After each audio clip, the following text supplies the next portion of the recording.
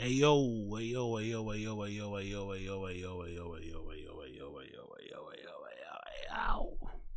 What's crack-a-lacking? What's going on, people? What's happening? What's going on, people? What's happening? What's going on, people? What's happening? What's going on, people? What's happening? What's going on, people? What's happening? If you can hear me, say something. If you can hear me, if you can see me, say something. If you can hear me, if you can hear me, say something. If you can see me, if you can hear, man, say something. Let me know you're here. Let me know you're queer. Let me know you're ready to go. Random show settings. We're back. We're back like cook crack. We have never left. We are back. We are raging. We are ready to flip and go. We're ready to flip and go. What's everyone saying? What's everyone saying? Get at me. Get at me. Get at me. Get at me. Get at me. Get at me. Get at me. What's happening? What's happening? Hope you're all well. Hope you're all good.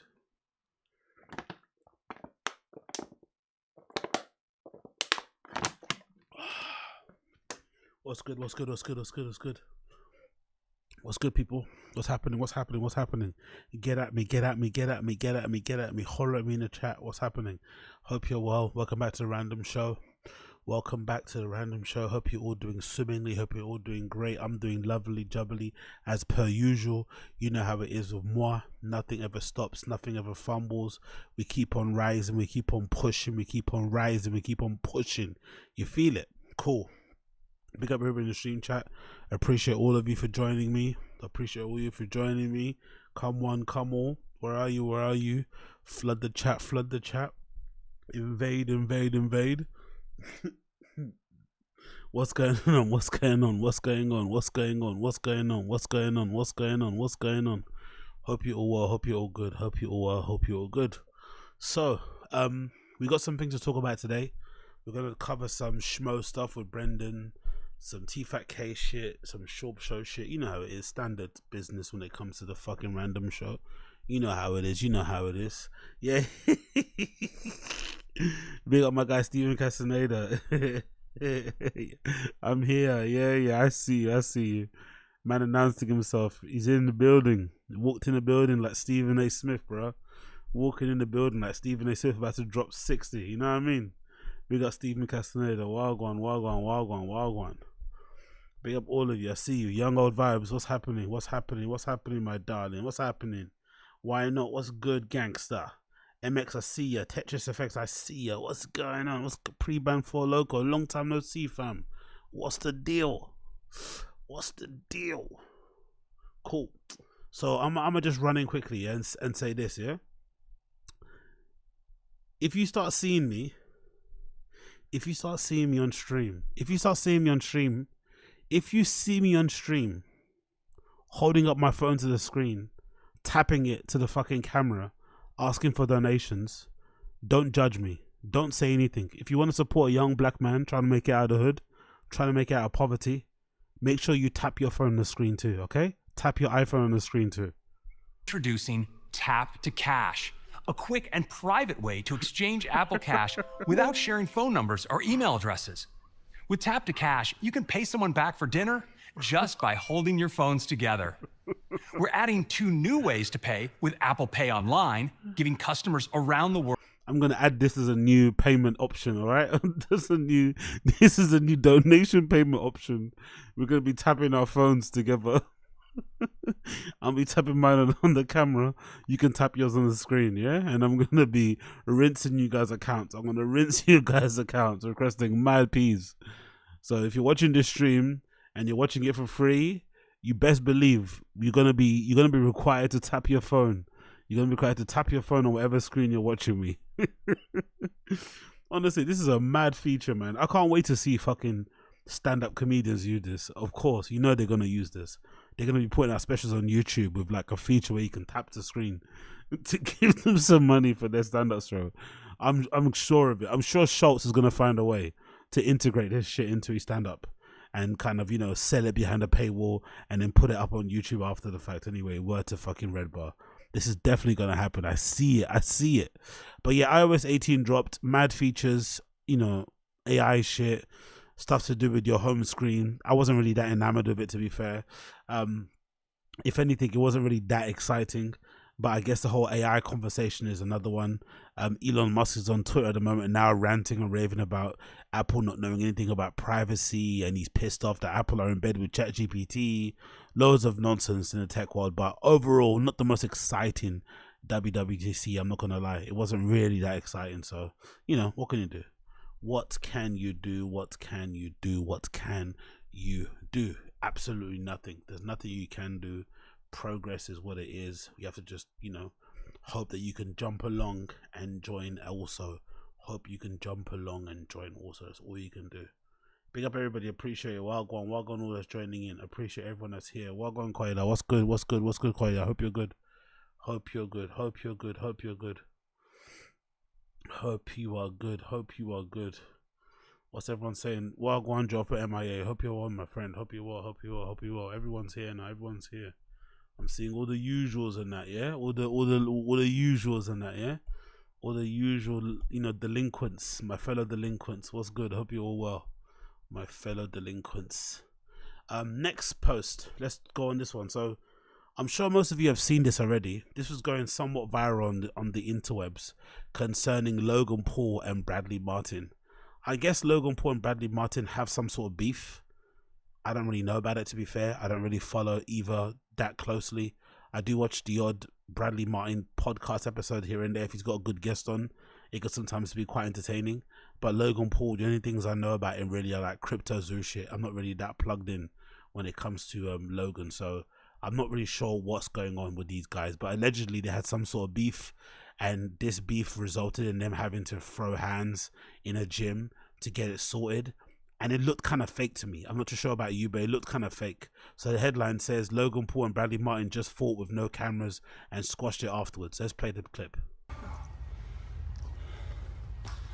That's it. That's right. Thank you. That's it. Good stuff. Bro, well, thanks for letting that happen. Yeah. Sometimes, bro, boys gotta be boys, man.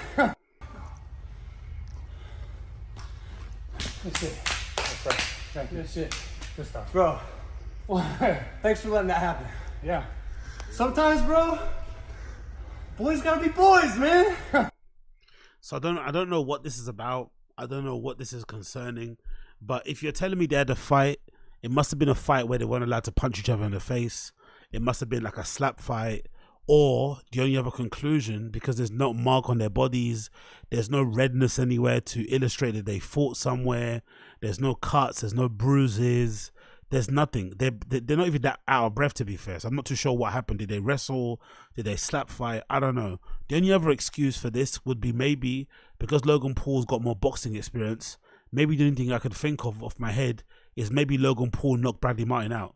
Maybe they started to scrap and he just threw a quick right and he knocked the guy out, Bradley Martin. And this is why we're at where we're at. And Bradley, because in the beginning, he's got like a weird shocked look on his face. He kind of looks a little bit like a bit startled in the beginning. Again, I'm reaching, I don't know what it is. It could just be YouTube drama where they're just faking.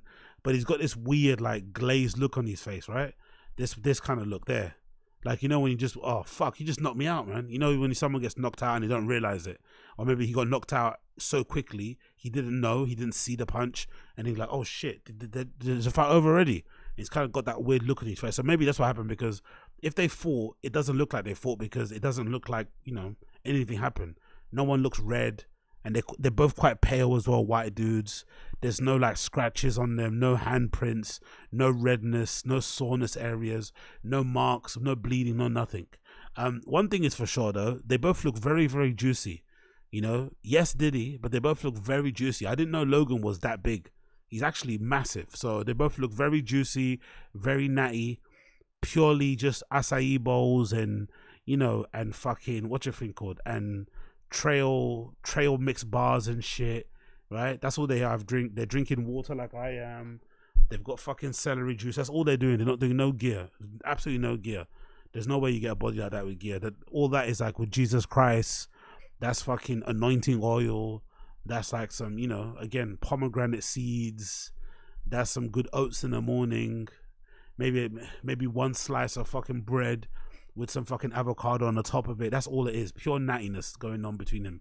But yeah, I don't see much evidence that they had a fight. And they're both quite pale.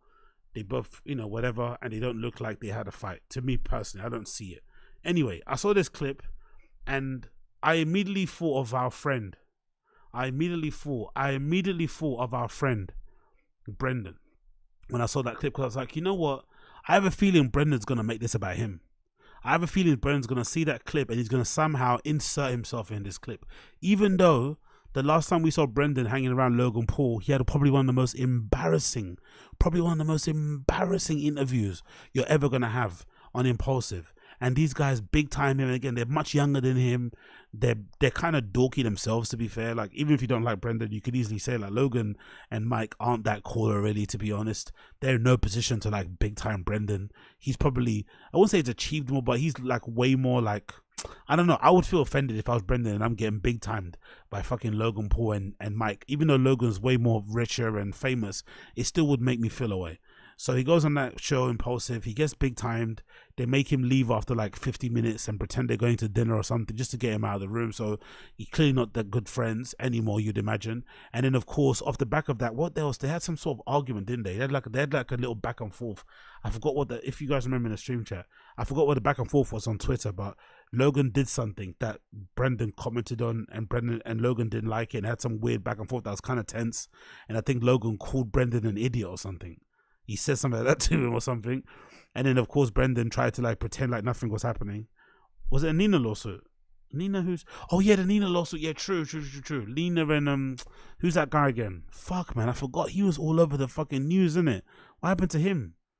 Bro, the media game is fucking brutal, innit? He was everywhere. What was that guy's name? The jiu-jitsu guy. Fuck, bro. What's the jiu-jitsu guy's name? He was everywhere, wasn't he? And now he's completely gone. We don't see him anymore. If anything, Ryan Garcia's kind of taken his spot as like that meme, viral kind of fighter guy. I forgot his name. Yeah, Dylan Dennis, that's his name. Big up Patrick Spicer. Thank you for that. Dylan Dennis. Yo, he was everywhere for a bit. Now he's completely gone. But like I said, I think Ryan Garcia's taken his spot. Anyway, long story short, because I'm fucking waffling as per usual, Brendan and Logan had some sort of tetchy moments where they weren't really that cool. I don't think so. If I'm Brendan, I'm offended for that interview. Brendan's a clout chaser, and he's clearly the type of person where if you're famous and you have money, you can basically treat him any way you want to treat him. And then after the fact, he did that really embarrassing thing where he dressed up his son and himself in like Prime outfits, and he tagged Prime. I think he also tagged Logan in that picture. And obviously Logan didn't like it, ever, of course, because I think people on Reddit were checking it and shit. So Brendan was trying to beg for his, approval, beg for his attention. He didn't get it. So it wouldn't surprise me if Brendan would try to insert himself into this, because he's been trying desperately to get fucking Logan Paul's attention, but he doesn't really give it to him. But he kind of knows Bradley Martin. Him and Bradley Martin are kind of cool. He's been on his podcast a few times. So I wasn't surprised when I saw this clip on the Find the Kid subreddit of Brendan on the Shorb Show talking about that incident, this fucking fake fight thing. I don't know what they did between Logan Paul and fucking Bradley Martin. Brendan has something to say about it. So let's play this clip one more time, and then we'll hear what Brendan has to say about it. That's it. That's right. Thank you. That's it. Good stuff. Bro, thanks for letting that happen. Yeah. Sometimes, bro, boys gotta be boys, man. Cool. So let's go to the actual clip itself. Papa coached Bradley Martin to his fight. So Brendan is now claiming that he helped coach Bradley Martin in this almost, it was meant to be impromptu. That's what they're making it seem as. But now Brendan's given the assertion that he was contacted to help fucking Bradley fight. I don't know, whatever. Let's hear what he has to say. Biggest news, by far the biggest news, is there's a big fight over the weekend. I hate when he does that voice, by the way. He does that voice when he's trying to be like funny. Biggest news. What's that voice about? He does that voice a lot. What's that voice about? Does anyone know? Is that like a reference I'm not really too familiar with? Some sort of sketch show in America? He does that weird voice inflection. He did it the same thing. He did the same voice thing when he was doing the rant about, I'm not, I don't need a handler. He has that same sort of voice inflection when he did the handler rant against Rogan. Strange. There was a big fight. You're like, oh, Tyson, Jake Paul? No, not that one. Oh, Connor Chandler, is he going down? No, not that one. Logan Paul, Bradley Martin. That's right, Chin. They fought. No, they didn't, did they? Okay. I didn't see shit. They fought. You wouldn't see shit. I got my hair to the ground. Oh, okay. So you know something we don't know. It's kind of out there. I mean, I wasn't even going to talk about it. And then Mike, who's Logan Paul's, shout out to Mike, Logan Paul. I wasn't going to talk about it. Yeah, right. We don't believe you. You're a clout chaser. You love it. You're loving it. I wasn't going to talk about it. Come on. No one believes that. Paul's co-host on the pod and his best friend, I think business partner, released something. But what they released was just the end of it. But here's how it goes down. So I get a call. I wasn't going to talk about it. Now, all of a sudden, he's laying it all out. He's freely laying it all out because of that one clip. That one clip doesn't mean you can talk about it. Who told you could talk about it? Did you contact them and ask them permission? Like, he's so quick to now spread the information now. He was itching for an excuse to tell us. Last week on Friday, I get home from work, right? We shot a bunch of stuff. I got this giveaway truck going down. It's down to the wire. By the way, this giveaway truck thing is a scam. I have a feeling it's a scam. I don't know why, but it's odd. He still hasn't really given any details about how he's going to give it away, but they're building a truck with loads of expensive parts. It looks really good, but then they're giving it away randomly to people. I don't know. It sounds like a scam to me. It sounds like the car version of, like, do you remember during the pandemic, all those celebrities were doing that raffle thing with like designer bags? Kim did it, Nicki Minaj did it, a few other people did it too. I think this is like the male version of this. Like, give away a truck. Like, why would you give it away if you could just sell it? The giveaway truck will be done this Friday. All that is left is we got to clear the fender walls, to clear the 39-inch tires on it, and I have to replace the fuel pump because this thing's making a lot more power than we thought. This car's way better than we thought it was. We're gonna give it away. Honestly, man, there's nothing I love more than just watching people just scam out loud, you know?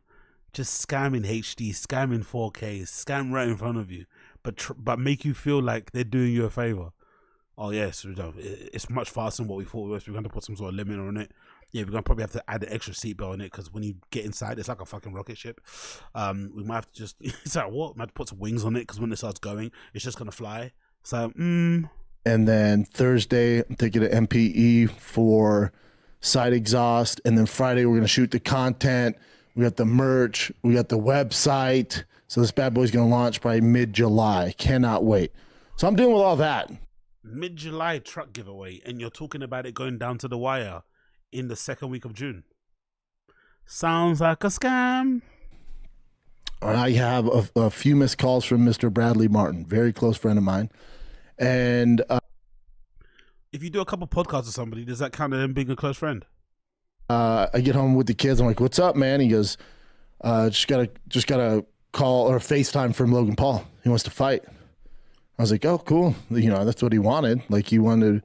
I was like, "Oh, when is it? Like, where's it at? Vegas? What are we talking about?" And he goes, "No, remember that tweet where I was like, yo, man, forget the clout, forget the cameras. I'll fight you outside of my gym."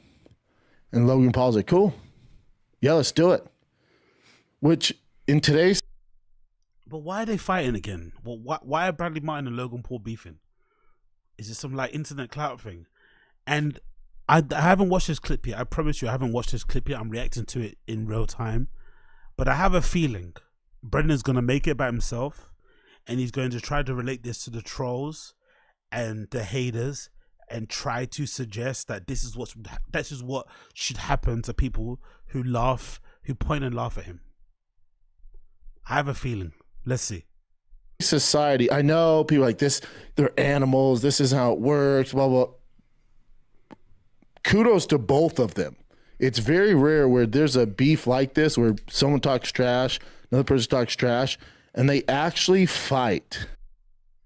Have you not been on the public freakout subreddit? Have you not been on the fight porn subreddit? Have you not been on Wallstar? Have you not been on Twitter? People fight all the time over shit they say. Just the other day, there were some barbs that were meeting up to fucking throw hands over something that happened online. The Barbs and the Cardi B fan. It happens all the time. What's this guy talking about? No one ever fights over disagreements that they have online. What? They actually fight. So for Logan Paul, everyone's like, oh, fake fighter, whatever you want to call him. For the and think much, dude's set. Like he never has to work again in his life. For him to be like, yeah, I'll fight a 260-pound Bradley Martin. Brendan's so impressed in it. That's the one thing that impresses Brendan all the time. Money. The guy could be the deplorable human being, which he clearly is, Logan, despite all the money and the fame.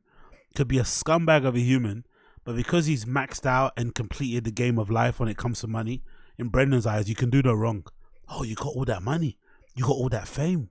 You fucking crushed it. You there's no wrong you could do. When it's like, he's got a lot of wrong stuff that he does. A lot of egregious things that he does that's horrible, especially to his own fans, by the way. That's the worst thing. It's bad enough scamming random people, but scamming your own fans so you could do one over on them and, you know, spend that money on an engagement ring is fucking horrible. But no cameras? What? I was like, oh, these boys are gangster. These boys they're really about that life. So Brad calls me. He's like, yeah, he's down. I'm like, oh, shit. And he's like, I just have to sign waivers. Like, they can't sue each other, you know, all that stuff. No cameras. And he's like... Isn't that the most, like, gayest thing you've ever heard? Allegedly, these two really big influencers and content creators online have some sort of dispute, have some sort of back and forth, have a falling out. They didn't want to throw hands, which is an admirable thing to some extent. Cool. You want to fight each other to get, you know, to kind of sort out your differences. But then you're still both in the back of your minds worried that either one could turn around and do the okie doke. Because that's the truth of the matter. None of these guys are really friends. So if Bradley Martin did decide the next day to change his mind and sue Logan, he could. So they had to draw up papers to make sure no one could sue each other. Disclaimers and whatever, non-disclosures, NDAs, whatever it's gonna be. Do you know how lame that is? That takes all the fucking, I won't say honor, but that takes all the fucking great, you know, kind of will that you get from fucking fighting in the first place out of the whole thing, isn't it? Now you have to sign papers to make sure no one sues each other. Yuck. You know, what do you think? You know, can you help me? I was like, well, when is it? He's like, it's tomorrow at 11. I'm like, okay, well, it's 5 p.m. So there's not gonna be a whole lot of technique going on. So I went. What do you say? Hit him with a double leg. Hit him with a double leg. Oh. Drove over his house and was just like, This I believe Brendan would definitely do that for these clout guys, for these influencers, for these mega internet famous dudes. Brendan would definitely jump in his car and go over to their houses and sit down with them at a moment's notice. Those guys have him on. They have him. They're able to call him whenever, early in the morning, late at night. They could easily call him and he'd be there in a heartbeat because he wants to be so badly in that little circle of people, which is weird too because they're so much younger than him. Not even just that age, just in how they carry themselves, who they're around. Like even Bradley Martin, I don't know Bradley. I think he might be mid-30s, maybe. But the way he carries himself and the kids that he's around, he tries to hang around really young people. So he's kind of younger than Brendan. He doesn't have a girlfriend, doesn't have a wife, doesn't have kids. So it's weird that he wants to be around these people who are considerably younger than him, considerably richer than him and famous and clearly just using him. You know what I mean? Like, they don't really want to be his friend, really, but he's a convenient person. No, oh, he lives around the corner. This guy that used to fight in MMA, cool. Let's get him around to the house so he can help me, you know, fucking learn how to do a double leg in 4 hours. It's not, there's the sport of fighting, which is, you know, like UFC, one championship. So that's the sport. And then there's street fighting. This is a street fight. They're two completely different things. And also, I think the average street fight is about 15 seconds long. So you're talking about two different things, but there's some. That's only if people don't know how to fight. If both people know how to fight, street fight can last ages. I've seen street fights that go on for hours. Like, that's only if people can't fight, to be completely honest. Tips or maybe something, I try to help them out, but you know, you're not working with a whole lot of time. So I just gave him some tips, mental things that I thought would help. As far as, do I know how it went? Yeah, I do. I talked to Bradley right after. He asked me to go. I didn't want to be there. I didn't want to be involved in it. You know, I love. You drove to his house to help him train for the fight at a moment's notice, but then suddenly you didn't want to be at the fight itself. Come on. You weren't invited, bro. Like, this is the thing with him. He lies like this so often that it's so ridiculous. Like, part of the good thing is that someone called you anyway for this sort of thing, which I believe to be true. Probably Bradley Martin did call him, hey, can you help me? Give me some tips, some pointers. Cool. But then to just add the extra lie, like you didn't want to go to the fight, is a lie. We saw how hungry he was to do that whole, like, remember that really cringy skit they did with Dylan Dennis? Or that cringy, like, fake prank when he was interviewing, I think, Dylan Dennis, and Jake Paul came by in a car and tried to throw a balloon at him. Do you remember that nonsense? Do you remember how giddy he was to be involved in that? And he was like talking about it as if like he did some major like marketing stunt or something. This guy's a clout demon. There's no way he wouldn't want to have been at that gym when that fight was going down. He didn't go to the fight because he wasn't invited. He wasn't told he could go. Maybe they said, hey, it's only Mike's allowed to be there, only close friends, no one else. And they closed the doors of Zoo Culture, wherever they were at, and they let them fight. That's why he wasn't able to go. But he's making it seem like, oh, I was invited, but I didn't want to go because, you know, it's my friends and I don't want to see them hurt each other. It's like, come on, bro. Why are you lying about this? Like, God almighty. Of Logan too, so I just didn't want to be involved in it. Oh, but you love Logan. Of course you love Logan. He doesn't love you. There's things online like, oh, Bradley got KO'd. Nobody got KO'd. Nobody got KO'd. There's respect. That's their story to tell. But what do you know? So if you fight someone in a street fight, are you not meant to KO them? Is that what you're meant to do if someone's a friend? The whole point of throwing hands and actually fighting to get over your issues is to get over your issues. If you happen to land a punch that knocks a person out, it is what it is. You help them up, make sure they're okay, but it's not like you're not allowed to knock somebody out.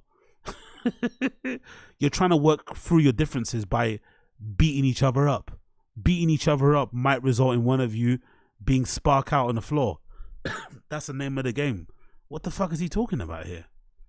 Overall, I just think it's gangster that these two. Are we trying to give these guys like? Are we trying to give this guys like the BMF belt or something? Why is Brendan creaming over this? Like we don't even know if it's real. Number one, because that video looks very sketchy, and even if it is real, we don't fucking give a fuck. No, I don't know about you, but I don't care. If they had a fight and worked through their differences, I barely knew they were friends. I barely knew they had a fucking issue in the first place. Why do I care that they had a fight?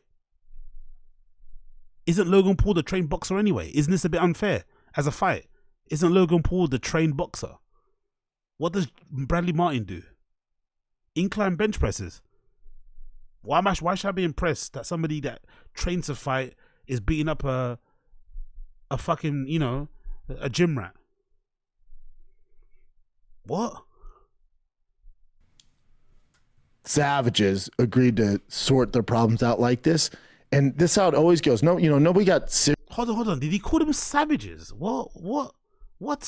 These two savages. Why are they savages? Because one of them can lift a lot of heavy weight and has his own gym, and the other one scams his fans for crypto coins. Why are they savages, actually? Please, let me know. Why are they savages? What have they done? Savages. Agreed to sort their problems out like this. And this is how it always goes. No, you know, nobody got seriously hurt. None of that stuff. They did it in a gym. But at the end of it, there's just respect there. So then you move. There's nothing else to do. We know. We don't have to. Is he trying to fucking Bappa explain to us what fights are?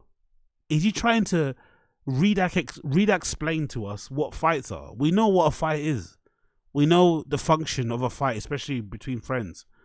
We know how sometimes men need to work through their issues in this way. We know. We understand. Like, it's over. That you guys settle the problem as two dudes. There's respect there, and then it's over. You know, and the media run with it and say what they want. The media, didn't they put it out on purpose to cause controversy? They didn't explain what's happening. They purposely put out a short clip that's 30 seconds at the end of the fight. If they really didn't want anyone to know, they wouldn't have filmed it in general. They still filmed it. The media, what's the media doing? The media didn't do nothing. Yeah, the online, all that stuff, but that's over. He's so happy. He's so giddy to be involved. I don't understand this guy. A former UFC fighter, a legit fighter, knocked out Mirko Krokop, actually was fighting in the UFC. Even if it was a long time ago, even if it was during the time the division wasn't stacked, he still actually fought professionally. He's been training in gyms. He's been around some of the most deadliest fighters that ever existed. But he's actually got a boner about Logan Paul and Bradley Martin having a fight in a gym that lasted allegedly 60 seconds. Why is he so happy about this? Why is this making him so giddy? Who gives a fuck? Like, I don't know. I'm struggling to fucking care. I'm struggling to fucking figure out why he's so pleased with himself about this. Because what? Bradley Martin texted him. Because who knows? This whole thing he says about, oh, I went to Bradley's house and I went to help him. I don't even know if that's true. No, Brendan, how much he lies. Maybe Bradley DM'd him and said, hey, I'm going to fight Logan. Would you believe it? What's some tips? And they just DM'd each other quickly. So he says he drove over there to help him out. I'm saying he's probably lying about that and they just DM'd each other. Either way, it's not that big of a deal. You spent an hour with him in person, maybe more over DMs, swapping notes, telling him about the double leg you had done to Mike Tyson, blah blah blah blah. But why is this such a big deal for this guy who fought in the UFC, who's a legit fighter, who could probably, if he wanted to, he could probably submit Logan and fucking Bradley Martin, you know, himself in the gym with the one arm behind his back. But he's so excited about them fighting together. Badass savages. This is what it was always like. Like, what a weirdo. I don't know. I don't know what the fuck is going on here. I really don't know. I'm confused. I am muy confidudo, or however you fucking say confused in fucking Spanish. Apologies for all my Spanish speakers out there for butchering your beautiful language. But I am very, very perplexed about why he's so excited about this whole issue. He's very excited. He's very turned on. He's very hard. And I don't know why. Anyway, there's an update here courtesy of Sean O'Malley, courtesy of the Happy Punch account. He says, allegedly, the fight only lasted 60 seconds. I don't know why Sean O'Malley knows about this, but I guess it's done the rounds within the media space over there in LA, and everyone kind of knows Wagwan. So listen to Sean O'Malley's thoughts about Logan Paul and Bradley Martin allegedly fighting. Yeah, Logan's damn near as big as Brad. From the video, you kind of could tell, like, if Logan would have lost, he probably wouldn't have been in that kind of, you know, just from their energies in the moment, you could kind of tell Logan won. I talked to Mike. I don't want to spill too much. Okay, see, Sean's saying the same thing that I'm saying. If they did fight, it's looking more likely that Mike lost by the energy. I said in the beginning. If they did fight, if it's real, if this is real, it looks like Mike is giving him that face about, oh shit, man. I can't believe you just knocked me out. I can't believe you just choked me. I can't believe you just like pinned me down and slapped me around the face a few times. I mean, he's got that like, you know, when I don't know, some of you guys in the chat will know. Have you ever fought somebody and then you realize you're losing? It happened to me a couple of times. You fight somebody and you realize you're losing. You're like, oh shit, this guy can fight. He just tried to keep up. Exactly. Big up Uche. Exactly. Mike's got that face. No, El Toledo. It's not underestimating your opponent, madam. Yo, El Toledo. No, incorrect. You're big up NJ Ranger. This is all work. Yeah, man. You're probably right. I'm just annoyed that this is still going on, brother. This is like early 2000s YouTube stuff. They're still doing like pranks and like stage stuff. Like, what is this? Are we constantly living in the Truman Show? Is this constant? We're in a never-ending reality TV show. Never ending. It doesn't end. Why? This whole like fake thing, fake scam. Everything is a game. Is it like it's? I don't know. It's annoying. Anyway, El Toledo. It's not about underestimating your opponent. What I'm talking about is even worse than that. What you're saying is true, El Toledo. It's called underestimating your opponent. Fair. But what I'm talking about is even worse. I'm talking about when you're actually fighting somebody, right? And you're having a fair fight where you're both like exchanging blows, you're both grappling each other, you're both kicking each other, you're both pinning each other, headlock, whatever. It's an even back and forth, right? Battle of Titans. Then there comes a moment in the fight where you start to realize the other person has still got more in the tank. Or maybe they're getting better hits off on you and you're feeling the damage a little bit more. That's what I'm talking about. That mid-fight realization, oh shit, this person can, like, you realize once the adrenaline's gone, once the pure rage is gone, once the fight or flight has gone, you start to analyze, you're like, oh shit, this guy is gonna fuck me up. That's even worse than underestimating your opponent.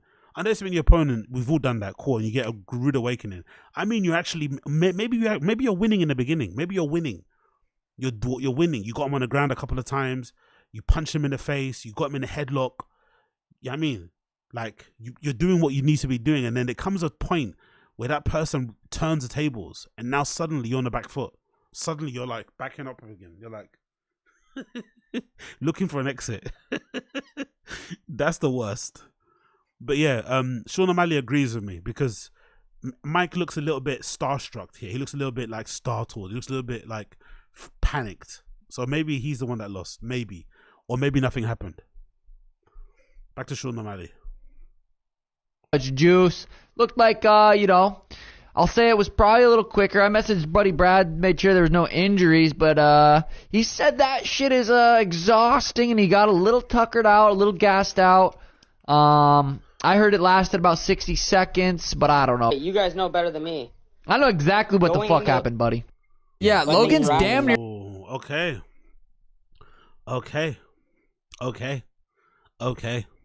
So Sean O'Malley saying it lasted 60 seconds and that Bradley Martin was surprised that a fight is very tiring.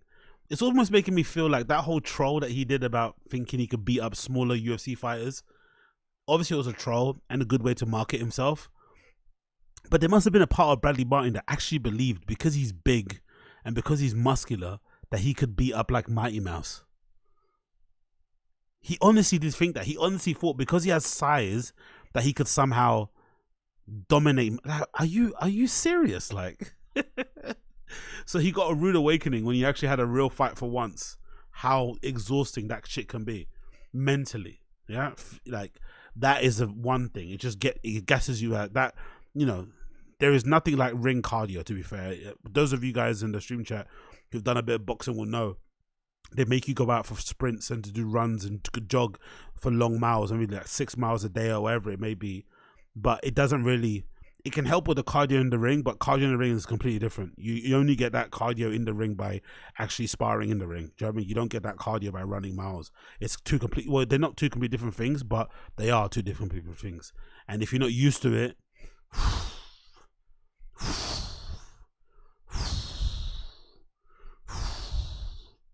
honestly, that's usually one of the things that's annoying when you fight somebody that can fight, especially when you go to your first like boxing, you know, sessions and shit, and you spar with somebody that can actually fight. That's one of the most annoying things. Like, they're always relaxed and in control, and you're super tight and tense, and you gas out way quicker than they do, and they just like keep, you know, they just keep dancing around you, popping you as they please, hitting you when they want, and you realize, oh shit, I'm literally helpless if I get into a fight with somebody who knows how to fight. They can do whatever they want to me, hold me down, arch my back, and go fucking crazy.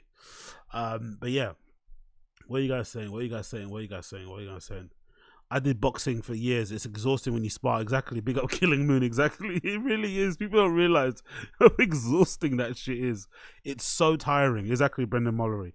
Mental and physically exhausting. Super. He's good at picking shit up. He's seen to be able to be useful muscles. No, I'm not a fight expert. No way, Tedru. I'm not a fight expert. I'm just somebody that has too much pride. I'm not a fight expert. I just have too much pride. Unfortunately for me, I have too much pride. So when something happens and I'm called to fucking defend myself, I don't back down. But then the problem is, I get myself in situations that I have no business being in, and it doesn't end well. You know what I mean? Someone says what to me, I'll say what back. And now we're suddenly scrapping in the middle of Tesco's. And I'm throwing chocolates at it.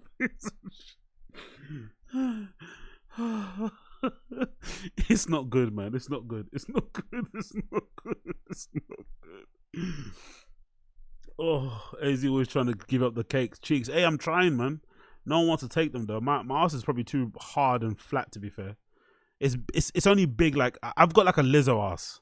It's only big because I'm big, but it's not really big if you look at it. Do you know what I mean? It's a little bit like boxy. It's a little bit like an octagon. That's what I've got. I've got like an octagon bum.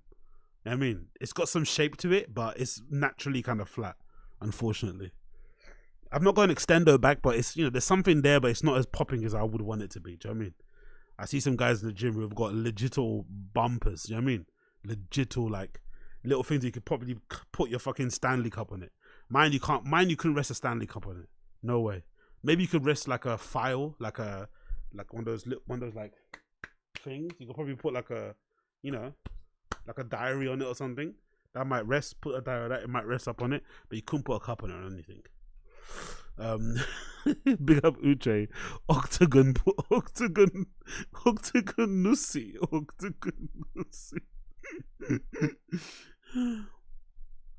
Only thing Zinga's fighting is the burger and toilet withdrawals. Hey, big up Brad Echo. Big up Brad Echo. Whatever, mate.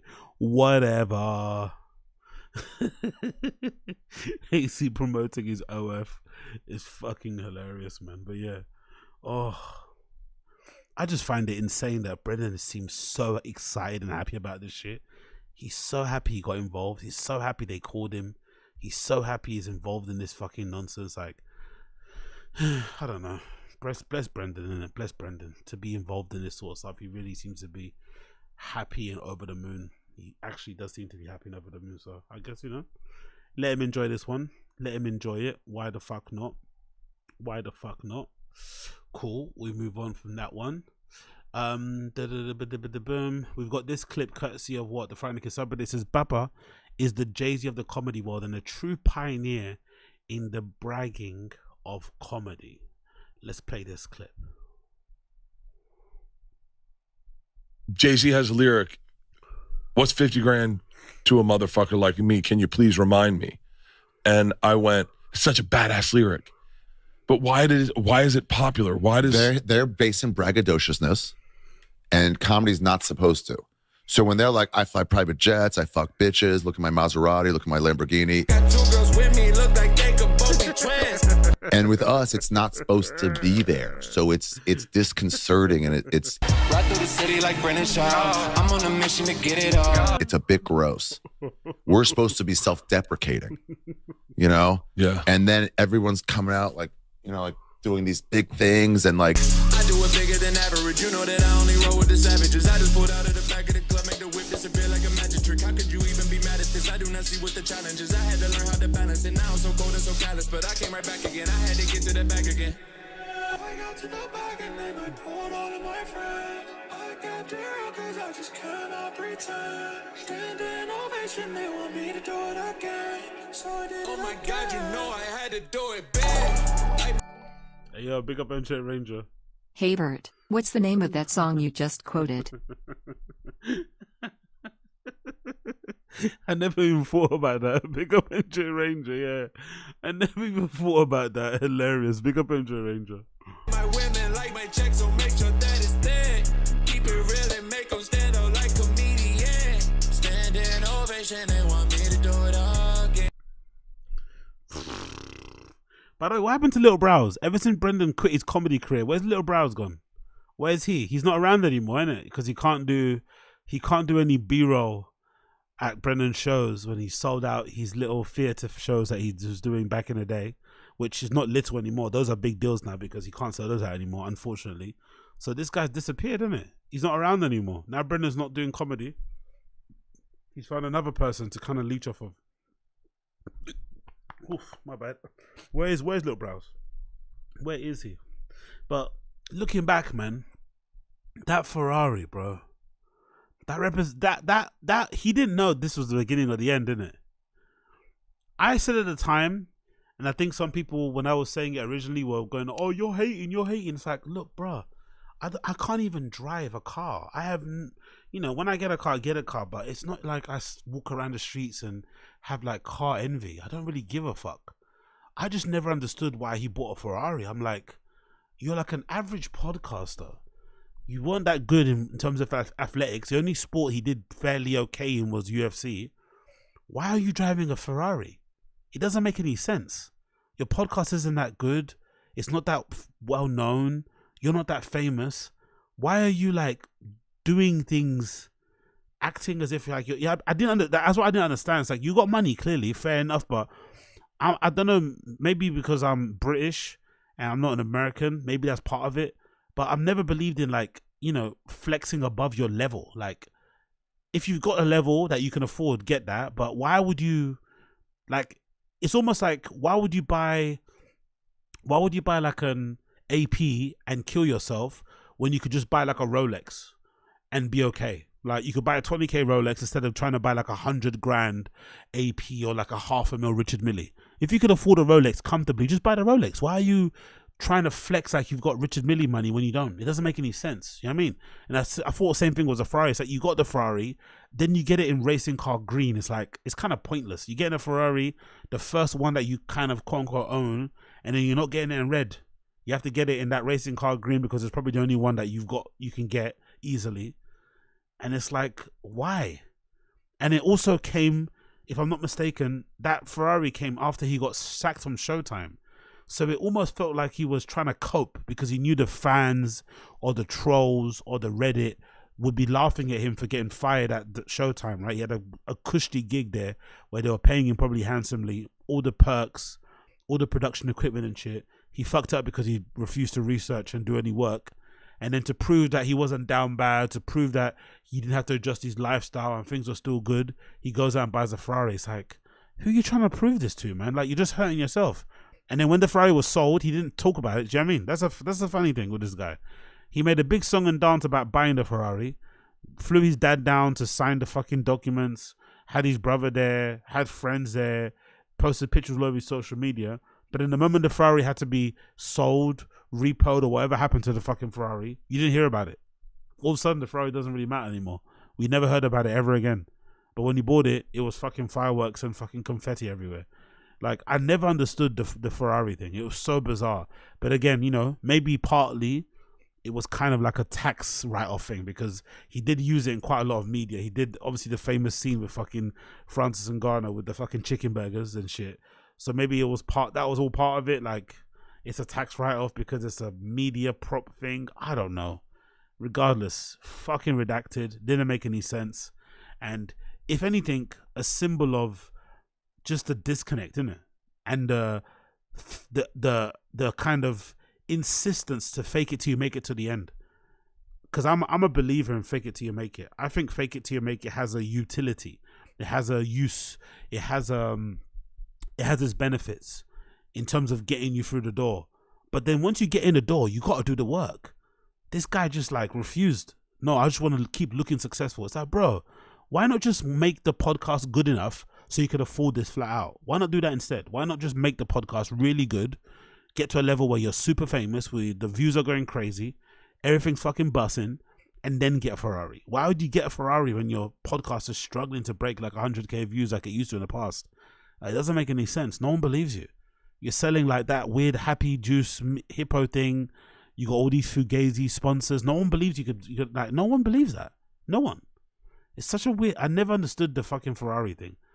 And even more so because of his level of comedy too. It's like, you're not that good at comedy and then you're driving, like, you're pulling up to comedy, like, oh, it's just, I don't know.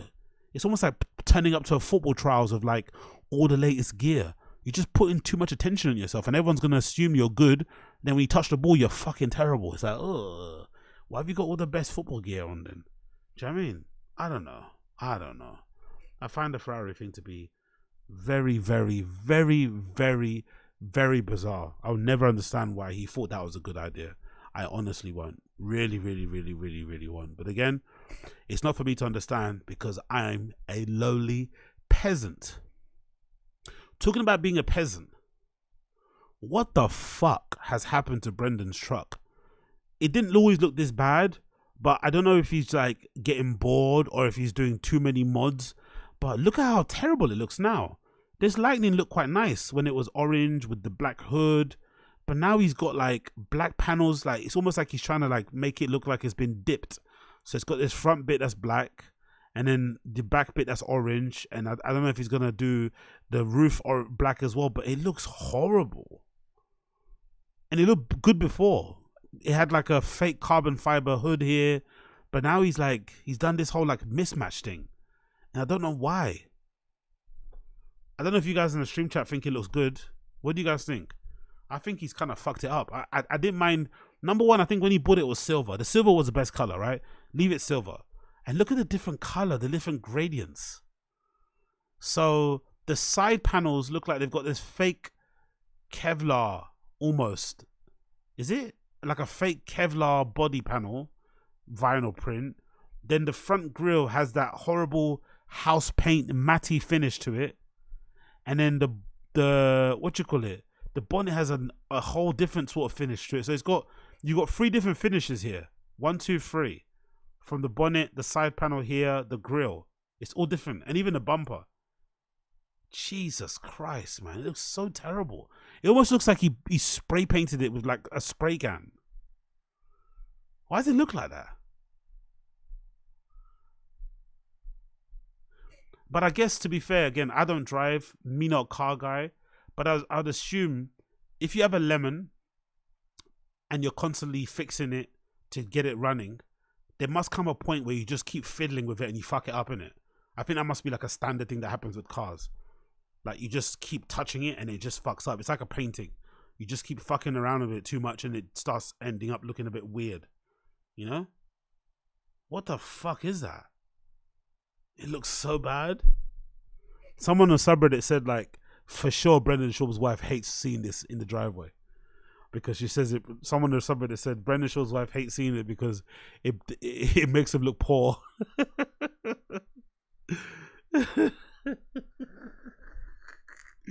I was laughing so much when I saw that. She probably hates it because it makes him look poor. Because it's like, what is that? Why does that look like that? Why did he do that? Or maybe is that like a style? Is that like a style to have it mismatched? To kind of make it look like it came from like a body shop. To kind of make it look like it's a scrap thing. What's that?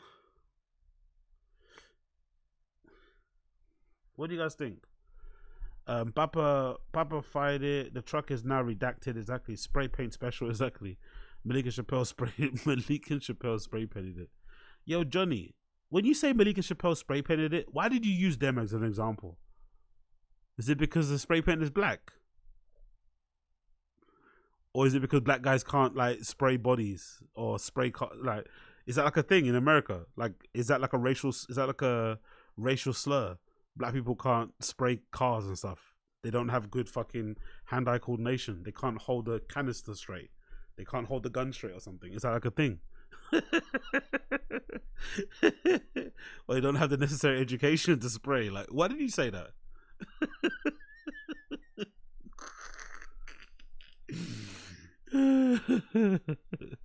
He couldn't get it ready for a respray, but somehow doubt it. There's a way to do 2 colors, and that ain't it.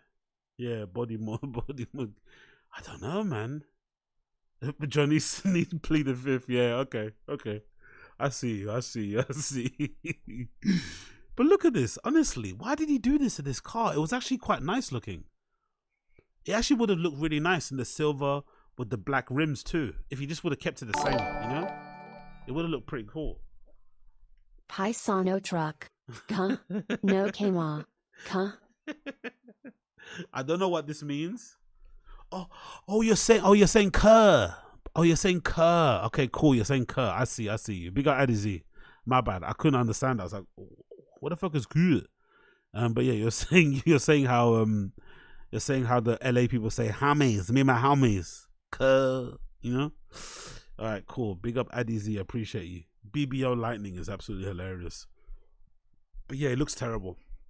Unfortunately. And the caption started with offer up, now we're here.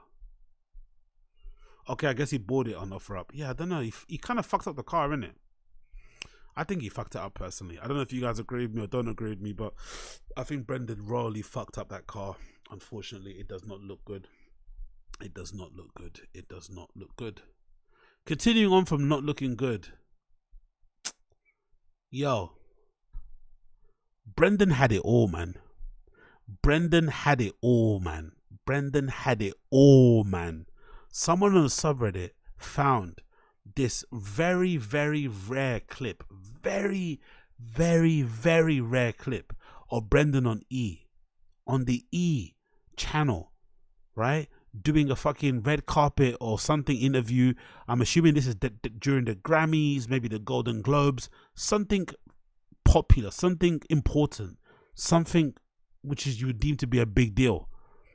And the only reason why he's on there is because you remember Brendan early on, he was doing that whole like, oh, I'm into fashion thing as a little bit, I won't say as a grift, but like as like a thing to make him kind of stand out. Oh, I'm into fashion. I know I look the way I look, but I was never a fighter. I always wanted to be a comedian.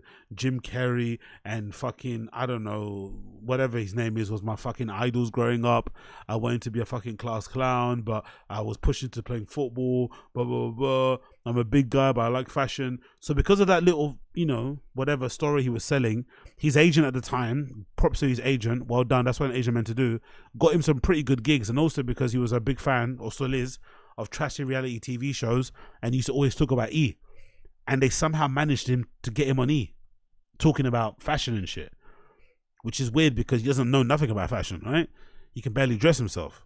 So he had this amazing gig, this amazing little opportunity, this little side quest that he could have probably pursued and made it his own, because there's not many straight dudes that look like Brendan that talk about this sort of shit on there anyway. So that's why he would be a good fit.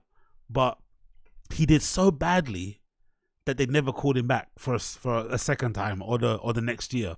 It was almost like a one hit and done. And you kind of see why he did badly in this particular clip. He's not very, let's say, comfortable around these people. Even though this is a big opportunity, whatever it may be, maybe he didn't rehearse, maybe he's feeling nervous. But listen to how Brendan tries to impress these people, or tries to basically, because in a way, this gig is kind of like a trial.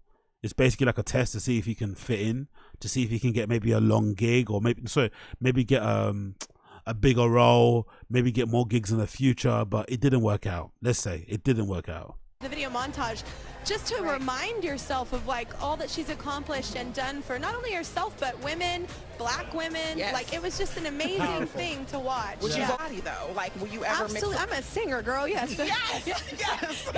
I was feeling a little bit clump. One idol, my I was gonna say, and it just completely scooted by it. Oh, bless him, man. They put him next to the black lady too, for it to be like, so because Brendan's like racially ambiguous, so they put him next to the black lady, but the black lady is like a black lady, and Brendan only looks black when he's around white people. When he gets around black people, he's very white. That's the thing. That's the thing. You know what I mean? And he just wilts because that woman's got like charisma coming out of every orifice of her body, right? She's just baked. She's lathered in fucking charisma, lathered in X Factor, and he's just struggling to hang on. I was just, bro, spit it out, man. Come on, man. It's a trial, bro. Spit it out. I was gonna. Is it one idol? My management was British, so I was always in London, and I got really into high tea. I hear you. Yeah, My mom's because English. I'm from this. They keep ignoring him. Oh no, they keep ignoring him. Oh no. They keep ignoring him. Oh no. Oh no, they keep ignoring him. Go back again. Oh no. Always in London, and I got really into high tea. I hear you. Yeah, My mom's because English. I'm from the South, so I only did sweet tea. My mom is English. Bro, we don't care.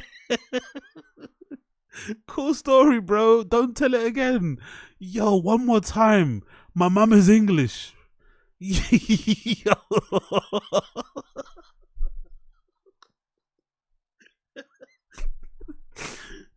My management was British, so I was always in London, and I got really into high tea. I hear you. Yeah, My mom's because English. I'm from the South, so I only did sweet tea until then, and then I was tea's like, not we real. should have it hot.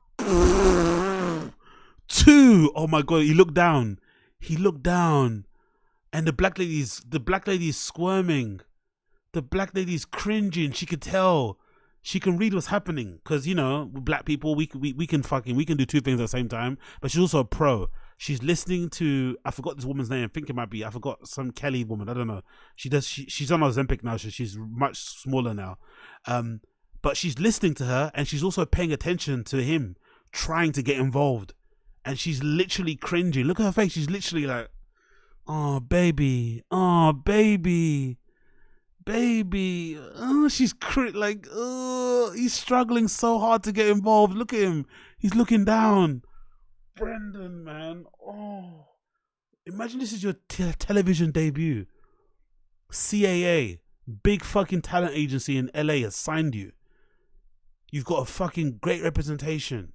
You've had all these meetings. You've had all these fucking decks on fucking screens about how they're gonna change your career. They're gonna take you from being known as this fucking meathead guy with cauliflower ears, and they're gonna turn you into this fucking prince. You're gonna be all over the place. You're gonna be on fucking Vanderpump Rules. You're gonna be on Real Housewives. You're gonna do everything, bro. You're gonna be this like weird anomaly. Whoa, super straight dude that also likes gay shit and girl shit. Oh my god, man. And he fights as well. He's like, he can kick your ass and he can fuck you. Shit. They want to use him that way, right? And he's just failing. And they're like, oh shit, that's why we don't get guys that look like him to do your shows. It's like trying to get Chael Sonnen to do this sort of shit. Do you know what I mean? He's trying to go on a 30-minute fucking explanation about, like, you know, the history of posture and all that malarkey. It doesn't run here. You got to be like quick. You got to be on the money. You got to be like, girl, yes. You got to like, you know what I mean? You got to come in. You got to come in quickly. You got to be a bit snappy. You got to be like, alley-oop. You know, you got to do something, man. You got to like be on top of the things. Yeah, my mom was English. Bro, that's not good enough, man. Yeah. Because I'm from the South, so I would. Well, thank you so much, Thank you so Kelly. much. We appreciate you coming by. you. You guys never know who's gonna stop. Oh, Kelly does. Why is Kelly not even looking at him? What is that weird? She's almost like, why is this nigga even talking to me? She acknowledges everyone else with her eyes, and then she keeps like, look at that. Who is this, bro? Who is this dude? Well, thank you so much, Kelly. We appreciate you coming by. You guys never know who's gonna stop by. You never know. My Xylitol, bye. Oh no! At the end. Oh no! At the end, he's this guy. Podcast meme. Podcast friends meme. That's Brendan at the end. Brendan at the end is this guy. Brendan at the end is this one. This is Brendan at the end. This is him.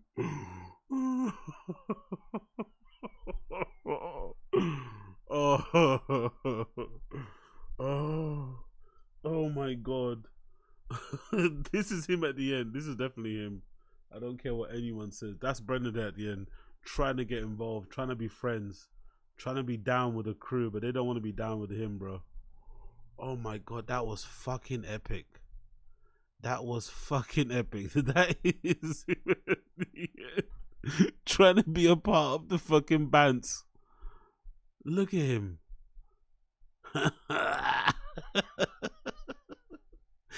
He's trying to be.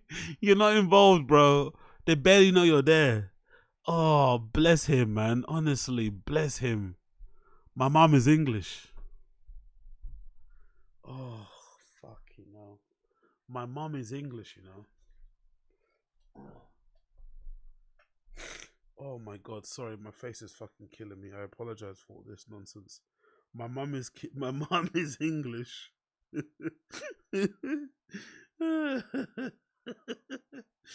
Oh shit.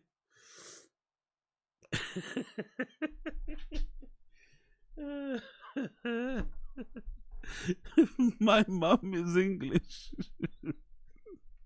Sorry, one more time. I'm sorry. Yes. I was gonna. I'm feeling a little bit clumsy. When Idol, my management was British, so I was always in London, and I got really into high tea. I hear you. Yeah, My mom's because English. I'm from the South, so I was in it. I only did sweet tea. And yeah, My mom's because English. I'm from the South. Yeah, My mom's because English. I'm from the South, so My mom's because English. I'm from the South, so I. Honestly, man, there's always a level in it. That's the annoying thing. There's always a level. No matter what fame you have, there's always a level. So he just got reminded what level he's at. That's basically what happened. There's always a level. You think you're like famous, and then you get around certain people and they're like, who the fuck are you? And they treat you literally like you're a stranger, like you're an outsider, like you're an intruder, like you're a guest that no one, you're basically the guest, you're basically a guest of a guest, that kind of, that's what it feels like. Someone, you know what I mean? You got invited to the house party through somebody that wasn't even invited, that heard from somebody else. And then you're there trying to, like, you know, make yourself comfortable, and everybody knows that you shouldn't be there. You're lucky to be there, but they're just tolerating you. Ew, big up Fashion Road, man. Wagwan. Didn't see you there, brother. What's good? Bro thinks he's the host. He's supposed to talk about himself. I just love at the end, he tries to be like the wrap-up guy. It's like, yo, you don't have the minerals for that, Mike G. You don't have the minerals. Oh, man. Oh, really? Is it? Big up Quayla. That's a good... I want to hear that story. I want to hear that Taraji P. Henson story. That's a fucking good one. The fuck did he even want anyone to say back to that? Exactly. But Uche, that's a good question. But we all know what was happening there. He was struggling. He really went to get involved. And we've all been in situations that way. It's like a job interview sometimes where, like... Have you ever been in a job interview sometimes where, like, I don't know if you guys have had this, maybe I've just been unlucky, where you've had a job interview and, like, you're being interviewed by two people and in halfway through they start having their own conversation and you don't know how, like, do you know what I mean? Like, you don't know if you should get involved, if you're meant to wait for them to, like, ask you a question. You don't know if you don't know if you don't get involved, if that's a bad sign that you're not, like, you know, on the front foot. Happened to me a couple of times where, like, you're just sitting there, like, and they're literally having a little side convo, and you're like, you're trying to laugh at the right times, but everything sounds unnatural. Oh, fucking hell. Honestly, that was brilliant, man. My mum is English, you know. The first one was the worst, though. The first ignoring was the worst. I think this one was the best. Because they all knew he wanted to ask something, but they just steamrolled through him. Just to remind yourself of, like, all that she's accomplished and done for not only herself but women, black women. Yes. Like, it was just an amazing thing to watch. Would you body though? Like, will you ever mix? Absolutely, I'm a singer, girl. Yes. Yes. This one here, this one. I'm feeling a little bit clumsy. When Idol,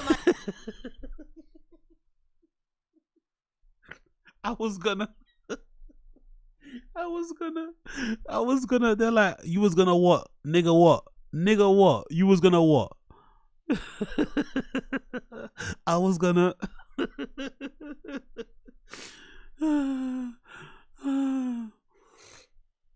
No, but that's the thing, Professor Roman. You're asking the wrong questions. You're asking the wrong sensible, practical, common sense questions. That's a wrong one. This is Hollywood. It's make believe. You fake it till you make it.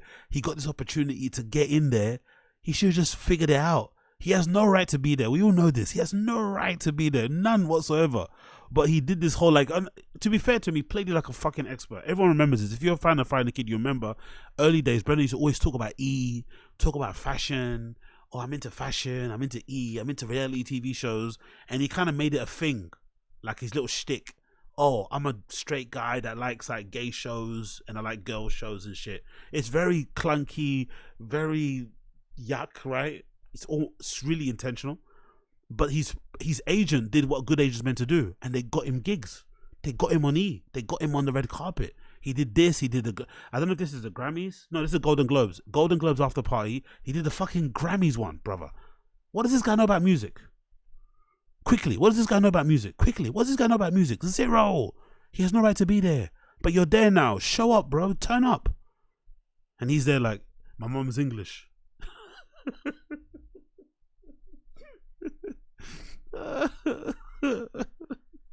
Honestly, he's the best. He's the best. That's why I will never stop with this stuff. I will never stop because he's a cautionary tale. Because sometimes in life we get some things that we don't deserve. We all do. Plenty of people do. But it doesn't matter. When you get it, you're meant to fucking run with it. And this guy just fumbled. Like he literally got given the baton at the finishing line and still ended up last. How? How do you start podcasting in the beginning of when no one's really doing it? Enjoy the fucking wave, and you still end up like with the worst one, not making the most money, not getting the most views. How is that possible? You're in LA, like, how do you fumble that hard? Rogan's your best friend at one point. How do you fumble that? How? Only Papa could do it. Only motherfucking Papa, and that's why we won't stop. We can't stop. Just like our Uncle Diddy, you know? Just like our Uncle Diddy. Continuing on. Big up Nicholas Recader. According to this guy called Camelot, Nicholas Recader was spending 20K per month on fucking coke. 20,000 good American bucks on cocaina. I don't know if this is true. I don't know if this is exaggerated, but if it is, either way, it's a fucking crazy amount. Let's play the clip. It's a bit of a long one, but they kind of talk about it, but this is a fucking interesting one. I'm fascinated by this guy. Fascinated.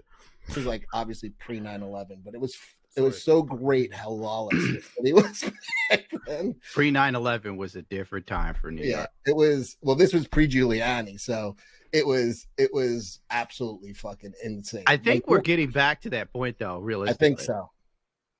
But like, it's way worse now. It's creeping. It's creeping.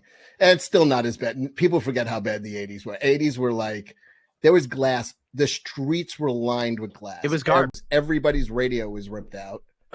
Everybody had to fucking put signs in the cars that said no radio to keep them or from window door open. You know, doors are open. Please don't break glass. And everybody that the criminals can't read. Everybody's walking around with their radio in their hand because it was a pullout. Oh, Everybody had the club. I remember that. And I ain't even from there. That's funny. It was there's commercials. Yeah, you would literally take they had a thing where you would just pop your radio out as you left your car and like take it with you like a briefcase. Yeah. I remember the club. There's commercials for that. Does the club even work? I think the club would be a better weapon to club someone with. That's what it was mostly used for. Road rage, basically, is people now they had a metal bar.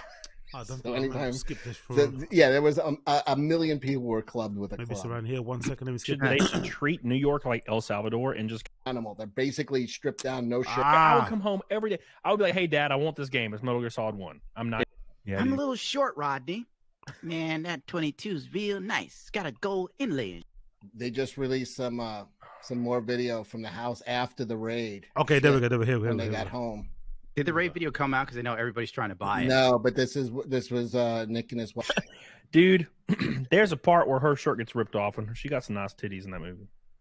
Who, Dr. Melfi? Yeah, she looked pretty nice. No, yeah, well, he wasn't even there. He got pulled over, and they were like, "Hey, man, we're gonna like break into your house. We need a door code." And he's like, "No." And they were like, he said, "I want to see the warrant." And they showed him the warrant, and then he just threw it on the ground. He's like, "Fuck you, pigs." And they're like, "All right, break it open." Well, don't help them. Like I agree with that. Never ever help them under any circumstance. Well, then now he has to. I disagree with that. If this is true, what happened to Nicholas Recader, and the police told him, "Hey, if you give us a code, we'll calmly walk into your house and search it, or we'll break the door down with your kids inside and raid it like you're in a fucking federal RICO." Take the fucking, take the first option. Just give them the fucking door code. They've already got the warrant anyway. Like, it's fucking ridiculous. Like, giving your kids that kind of trauma just so you can stick a middle finger up at the cops is fucking stupid. The guy is a waste of space. Place his door frame because they beat that son of a bitch down. I'm pretty sure he can afford it. I don't think Nick's hurting for money. What do you think's more traumatizing for a child? Some police just walk in leisurely to your house, escort everybody out, do their search, or you're a kid, you're sitting on the couch, and the fucking door flies off the hinges. People are screaming. I'm sure Nick prepared his family by making a call, right? Maybe, I don't know. Honey, the police are going to be beating down the door. Don't freak out. Flush everything. You got 5 minutes. That was a mistake. But that's also another sign that they were like proper cokeheads and proper into some dark arts that they didn't even want to flush it. They knew the cops were coming and they wanted to just keep it. They somehow thought, what, the cops weren't going to find it in the safe or something. That's some real, you're on the fucking 7-day bender vibes. You don't even want to flush it. You're like, fuck, man. It's 26 plus grams, bro. We can't get this back, bro. It's a lot of money, bro. It's like, bro, your freedom is at stake. Flush that shit. Mistake. Should have They flushed. could have flushed everything. That was a bad mistake. Yeah. He does have plenty of money. I mean, if you're spending 20 grand a month on fucking coke, like you easily. What? I love how he told on himself, by the way. Listen to this clip. This is an amazing clip. I don't think Camelot was meant to reveal this, because him revealing this kind of bakes himself up, because now people are asking, how do you know it was 20 grand? And obviously he knows because he was also partaking some of the fun. He may have been there. He may have even been at the house when the kids were there. They might have been fucking doing massive slugs of nails of fucking lines while the kids were fucking knocking on the door with their stomachs growling, wearing fucking soiled clothing, like what happened allegedly in that fucking account, right? The kids were going to school stinking and shit, and the teachers were raising concerns with the church and shit. So he might be complicit in this whole debauchery. So that's why he's being a little bit coy. But it's funny how he reveals it inadvertently. He wasn't meant to reveal how much money Nick Recader is spending on coke, but he revealed it and he also baited himself up. Let's go back one more time. Brilliant. I love it. That was a bad mistake. Yeah. He does have plenty of money. I mean, if you're spending 20 grand a month on fucking coke, like you easily be able to replenish that shit in 2 seconds. 20 G's. I didn't know it was that much flowing. How's he not dead? Well, he got pretty close. Where are you getting these numbers from? That's where I'm asking. Look at his face. Look at his face. I think Camelot shared something he shouldn't have. That's not that much. 20,000. What?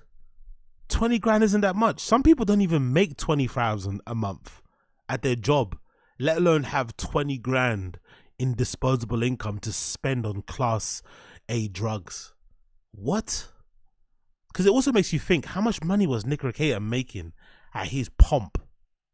When Nick Recader was at his pomp, this is like Johnny Depp case, this is like Carl Rittenhouse stuff, LawTube, when LawTube was really, you know, on its... To be fair anyway, with this whole Nick Recader stuff, I'm not going to lie, I've been surprised by... What do they call it at Kino Casino? The sweeping, right? I've been surprised at all the people like licking his ass, sucking his dick, and trying to like make excuses for this whole drama. But I've also been surprised to see the amount of like sycophants these LawTubers have. And for some reason, I'm surprised that people think because guys LARP as lawyers online and, you know, talk well about certain topics, about the law and crime, whatever it may be, that some people assumed that because they were LawTubers that they were good people, that they weren't into like dicey shit, that they didn't do some like, I don't understand why people had that correlation. Oh, because they're a LawTuber, they're like this good upstanding citizen, they're a Christian, they're family people. It's like, what makes you think that? Because this person has like big books stacked up behind them and uses big words and tries to remain like impartial when talking about really horrifying. They're just like, you know, whatever, innit? It's just another form of content creation. It's not anything. It doesn't mean anything really. You don't know somebody until you know somebody. So I'm not that surprised that Nick Recader crashed out. You know, the fame is the fame. But I'm also wondering, like, how much money was this motherfucker making to spend 20 grand on fucking coke a month? I want to know. Camelot driving that Timmy Pool mobile while jacked up on blow? Yeah, of course, Fyodor. He told on himself. He was there. He was around. He was there. You know, because it must be fun. I've never had that luxury because I'm always the guy with the money, spending the stuff on the stuff and, you know, getting fleeced. But after a while, it takes some time to realize, like, it's same with drinks. I don't know about you guys if you're the same, but I think it takes age to realize that you shouldn't be the guy always buying the rounds. And I think a lot of that when I was growing up was a little bit of me like people pleasing, even though I say I'm independent and I'm a loner and I do things by myself. There was an element of me trying to like win friends and curry favor and shit. So I'd be the one be like, yeah, man, I'll get the shots in, I'll get the drinks in, I've got a number, I'll get a baggie. It's like, you know what I mean, all that sort of shit when you're younger. And then afterwards, when you get older, you start to realize, hold on, like, I keep spending money on shots and first rounds and no one gets them for me. Do you know what I mean? Suddenly when it's my turn, when I want a drink, so everyone's fucking scratching their head. Everyone's calling their mum. Everyone's outside smoking. And I can't get a drink. I have to buy my own. Because that's when it hurts. When you buy a round, you finish your drink and then you have to go buy your own one because no one's around to buy you one. You're like, oh shit, I'm having to buy myself a drink now. Great. $1,000 a month. That's is not a much fucking for. lot. That's not much. That's For, chat. Not for a family of 7. I mean, 20 grand's not that much. You think so, Assad? Assad says my guess is he was probably buying bulk to sell some off to pay. I don't think so. I don't think he's doing all that. I think he just had the money to buy big amounts. I don't think he was buying some to. No, I don't believe that in the slightest. I don't think they wanted anybody to find out anyway that they were doing this, because for the longest time he was acting like he wasn't doing drugs anyway. Nick O'Cady, he's going on like it was all booze, but anyone that's been a party boy or party girl knows, looking at Nick O'Cady, like that guy was getting fucked up on a daily. You don't deteriorate like that just from booze alone. Do you know what I mean? There's other substances involved there, especially the way his nose was looking. Like that was a nose that had been fucking tortured, that had been fucking beaten around the bush and shit. So that had been fucking swung around a couple of rooms and shit. You feel me? So yeah, I just think he was just, you know, doing way too much because he had loads of disposable income. Proving you've lost your fucking mind. Are People you in chat, how much are your monthly expenses for cocaine, chat? Everybody's like, I got $5 in a pocket full of lint. Man, I don't know. No way. Uche, oh my God. I knew someone who took out 150,000 from their 401k and spent it all on blow in 6 months. Yeah, that's you got an issue. That's insane. That's insane. Fuck. Could you imagine? 150k in 6 months.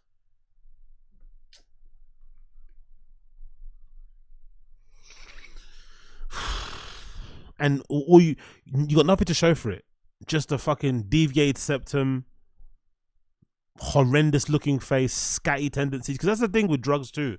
That's why I'm so thankful, and I always say this all the time, even though at the time when I was living at home, I fucking hated how controlling and how, you know, ruley my parents were. But I'm so lucky I was not allowed to go out for a long time when I was a kid. Like, I must have moved out when I was like maybe 21 or something. So from the ages of 13 to 20, I never had a drop of alcohol, never did a single drug. So by the time I did go out to do them, it was just too late. I was playing catch up and I wasn't really involved. I mean, I wasn't really trying to play catch up anyway. But I'm so lucky I didn't have that period where I did it at 13 or something, because I'd be fucked if I did it between now.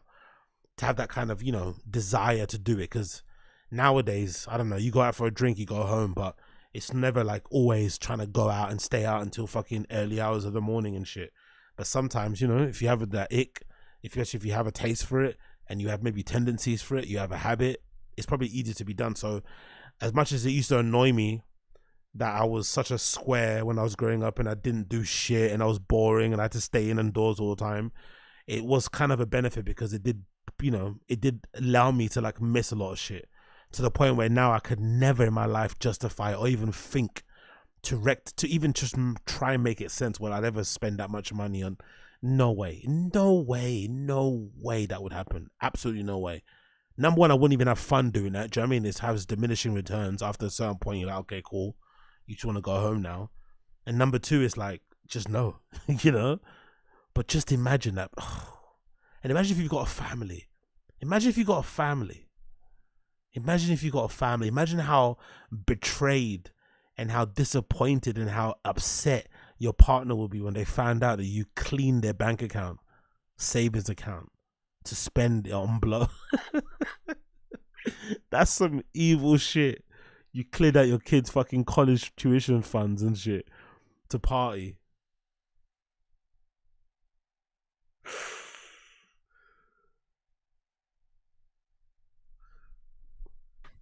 That's just too much. It's just too much money. Squid says, We already read that one. Thank you, Squid. Appreciate you. Mario Trujillo says the nose is too small. Nick doesn't even need a straw. Also, Cecil without shades looks like Kevin Smith before he went SJW. Well, that sucks.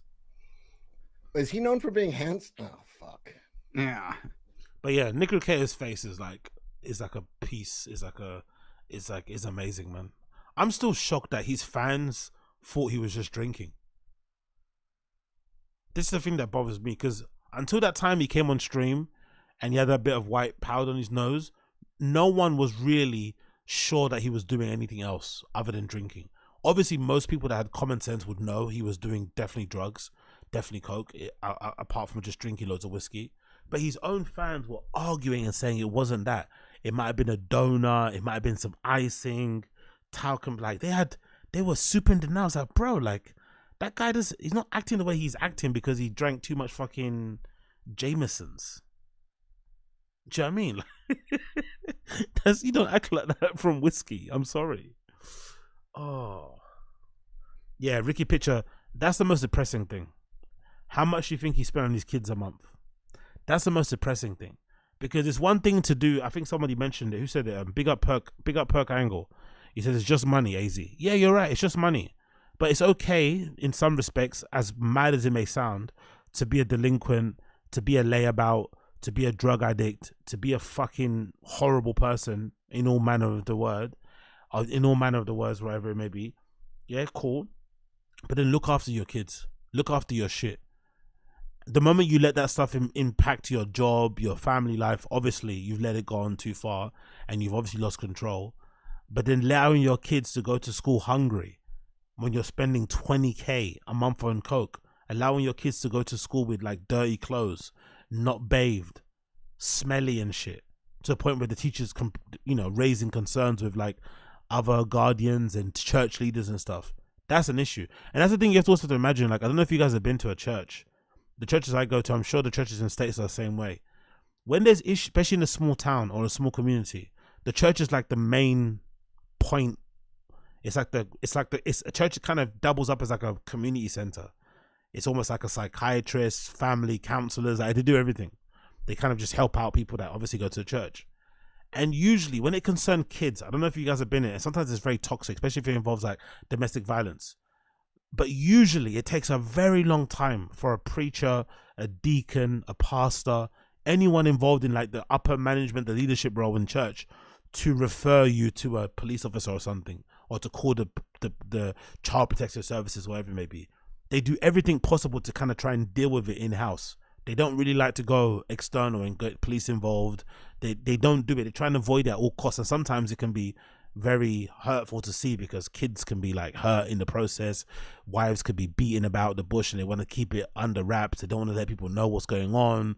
They try and keep it hidden, keep the wife. I mean, so the fact that the pastor was the one, or the church leaders were the one to kind of alert authorities, or something fucked up is going on in that house, that means that they were doing too much. They didn't listen to any warnings. And they must have got loads of warnings. Like, you guys need to chill. You guys need to chill. You guys need to chill. And it just kept going. Fuck him. Fuck him. Anyway, let's listen to Brendan Schaub on Schmo. Let's see what he says, because this will be interesting. Let's see what Brendan Schaub is saying on the Schmo show. So this is... The title is Brendan agrees with Dana White. Oh my God, man. What is with this Dana White loving? What is he doing? Why does he think Dana White's going to forgive him? I'm so confused why he honestly thinks Dana White is going to forgive him and be friends with him. That guy is petty. That guy is vindictive. That guy is mean. And now that he's on his bad side, it's never going to change. It's never going to turn around. But anyway, let's play the clip anyway.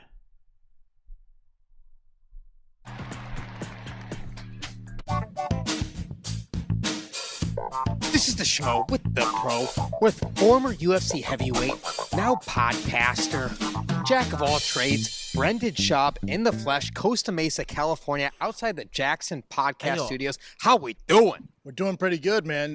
Beer has a pretty good... I'm gonna have to get on that fucking Ozempic too, innit? He's wasting away, bro. God damn. He looks tiny. He's never ever been this skinny ever, even during his fighting days. I think he might be lighter than when he fought in the UFC. He's never ever looked this skinny. I might have to get on that Ozempic, bro. I might have to get some of that on Telegram, bro. Well, go on. Operation here, man. Just finished up his podcast with Rampage, with Bear, with Luke Rockhold. What'd you make of that situation? Bear's good at podcasting. He goes for those kind of viral moments. I had to spit a little knowledge on him about the fight game.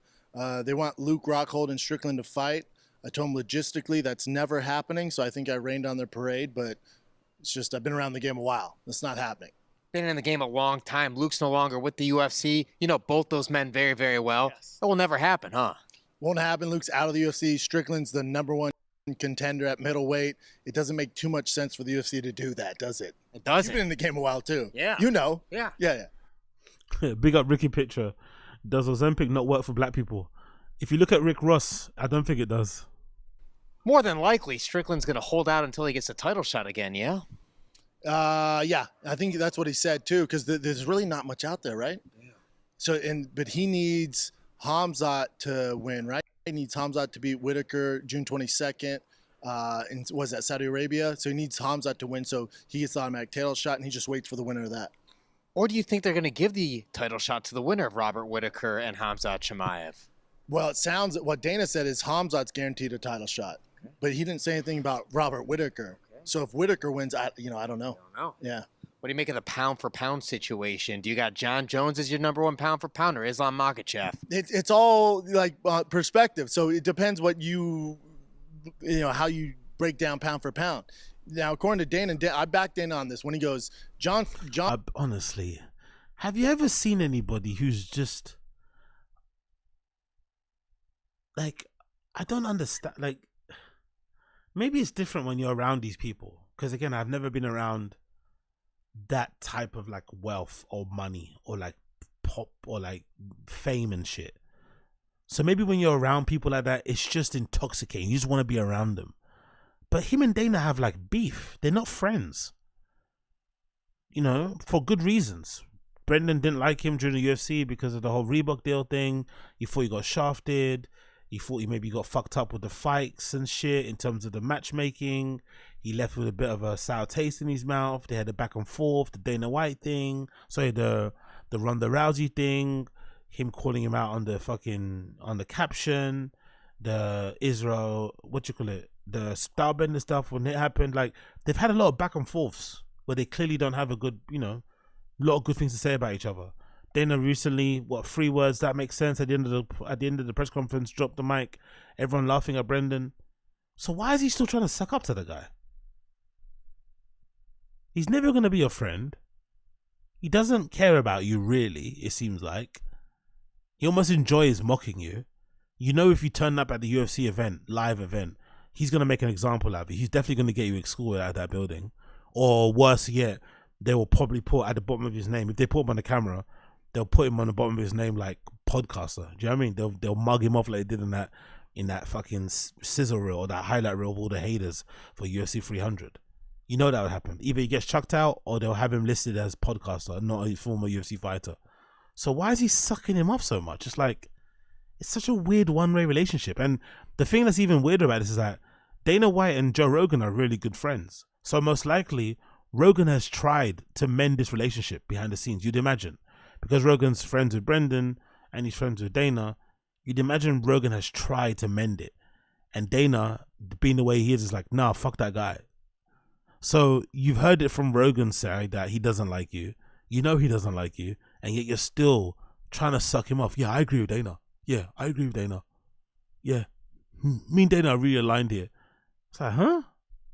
John is pound for pound the best on earth. I co-sign that. He's right. And I think we both have this game scale that we use is if you put all the baddest men.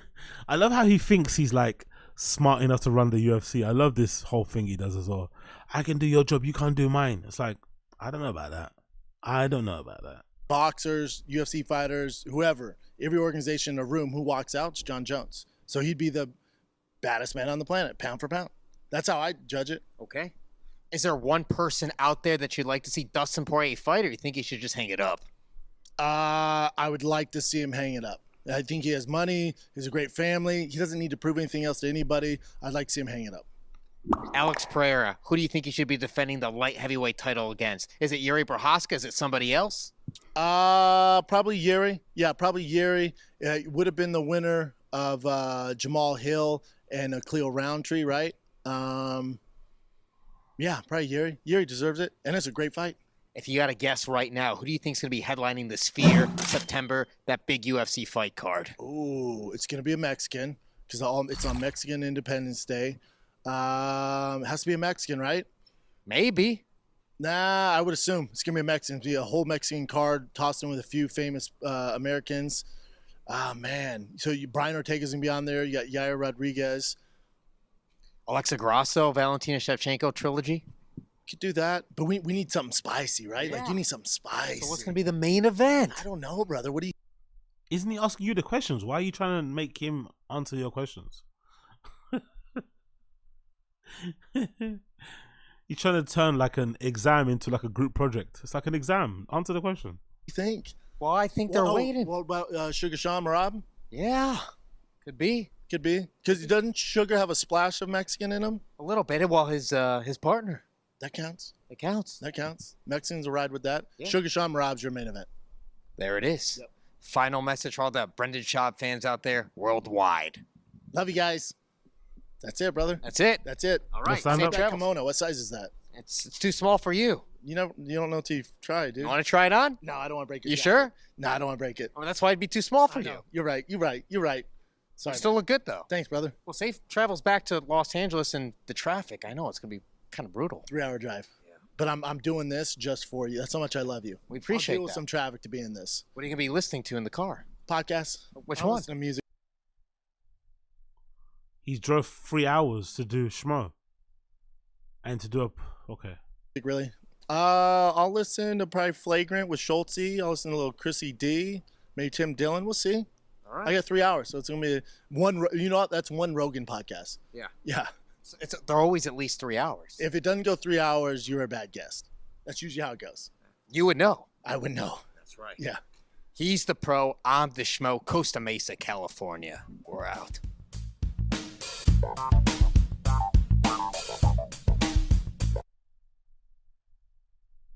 Okay. Weird. Odd. Strange. But hey, more content. More content from Brendan there. Hanging out with the schmo. Pretending to be friends. Acting kind of awkward for no reason. I don't really know why, to be fair. Yeah, man. I guess it is what it is. It is what it is. Very odd conversation. Like, it's almost as if they're acting like they don't know each other. It's like, don't you guys know each other though? You've done like fight companions before. You're clearly on like friendly terms. Why are you acting like, you know? It's like, you know each other though. That's just, you know, whatever. Anyway, check out yourself if you want to check it out. It's on his channel. There you go. Schmo interviews Brendan. Look at the new YouTube layout, by the way. Have you guys seen the new YouTube layout? It kind of looks like a porn site, innit? Like it's got all the videos recommended underneath like this. This is a new YouTube layout. I think if I do this as well, you can see the chat. Look where the chat is too. If you do it this way, the chat or the comments appear on the side on the bar like that. So it's kind of like a new layout. See? So I'm testing the new layout because I got premium.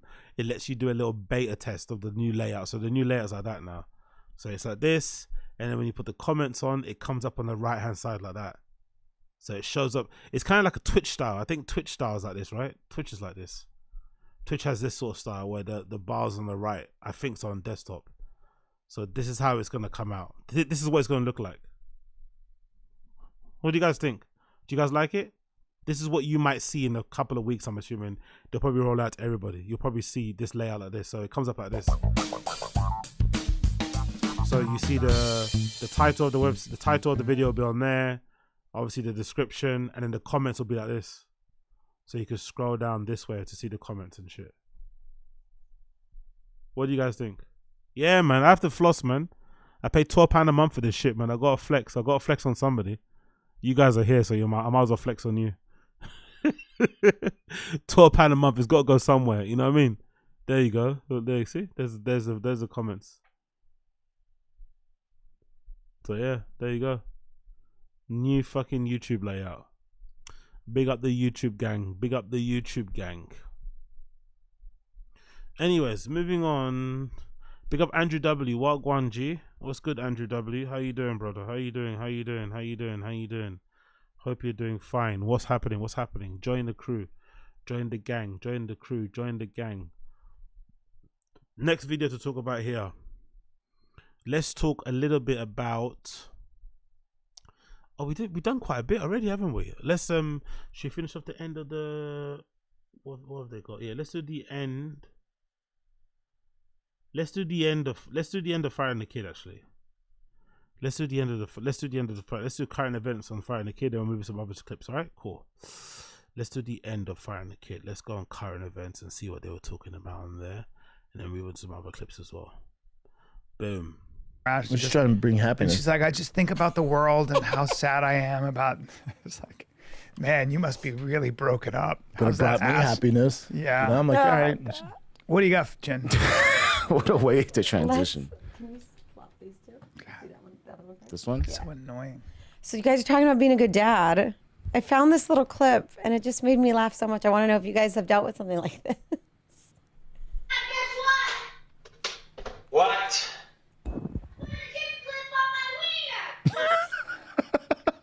Okay.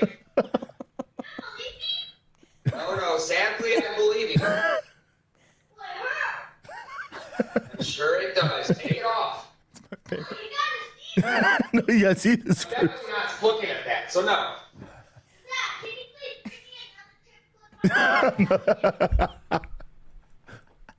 I'm not giving you another chip bullet to put. So this is turning into like a dad pod now, yeah?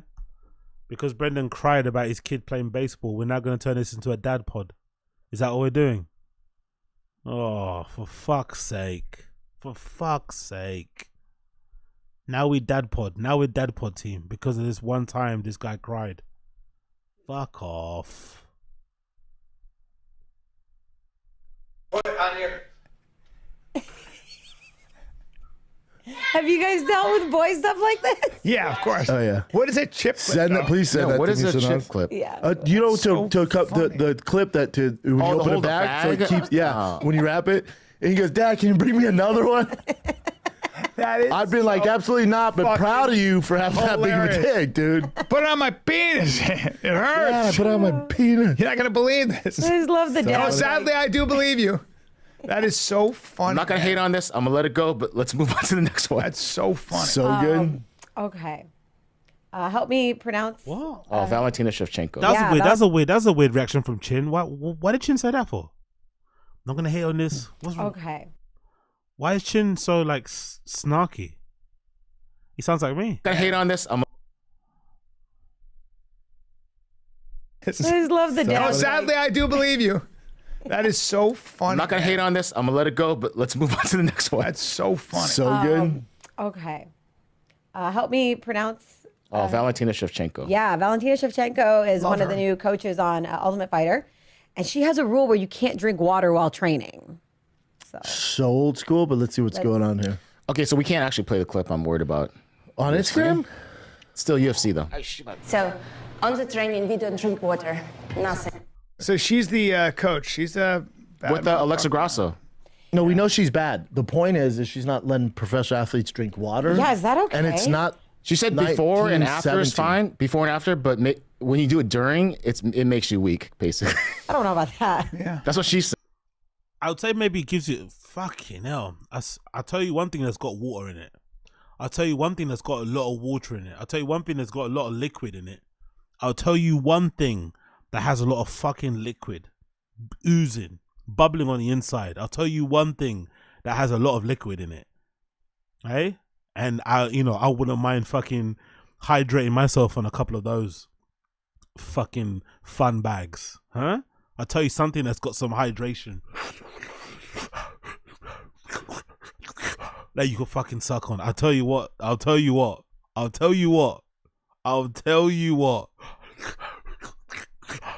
If you wanted to fucking drink on something, I'll tell you there's something I wouldn't mind drinking on, sucking on. hydrating on, quenching my thirst, after a hard day's work, after a couple of fucking burpees, huh? After a couple shot runs, huh? After a couple T-kick fucking spars, huh? After some drills, huh? After some pad work, huh? Fucking hell. I know where that liquid's going, mate. I know where that fucking liquid and that fucking company's going to. Jesus Christ. Saying that. I would say if at that level, because those guys should all be guys and gals should all be professionals in there.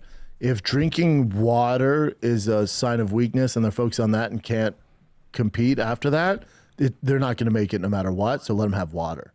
If that's, trust me, their mental toughness, if it's water that breaks their mental toughness, they're in the wrong business. So yeah, it's cool for the TV and yeah, she's a badass. It's old school shit. It's super old school, and I think some old school stuff is good, and I get what she's doing, but man, water.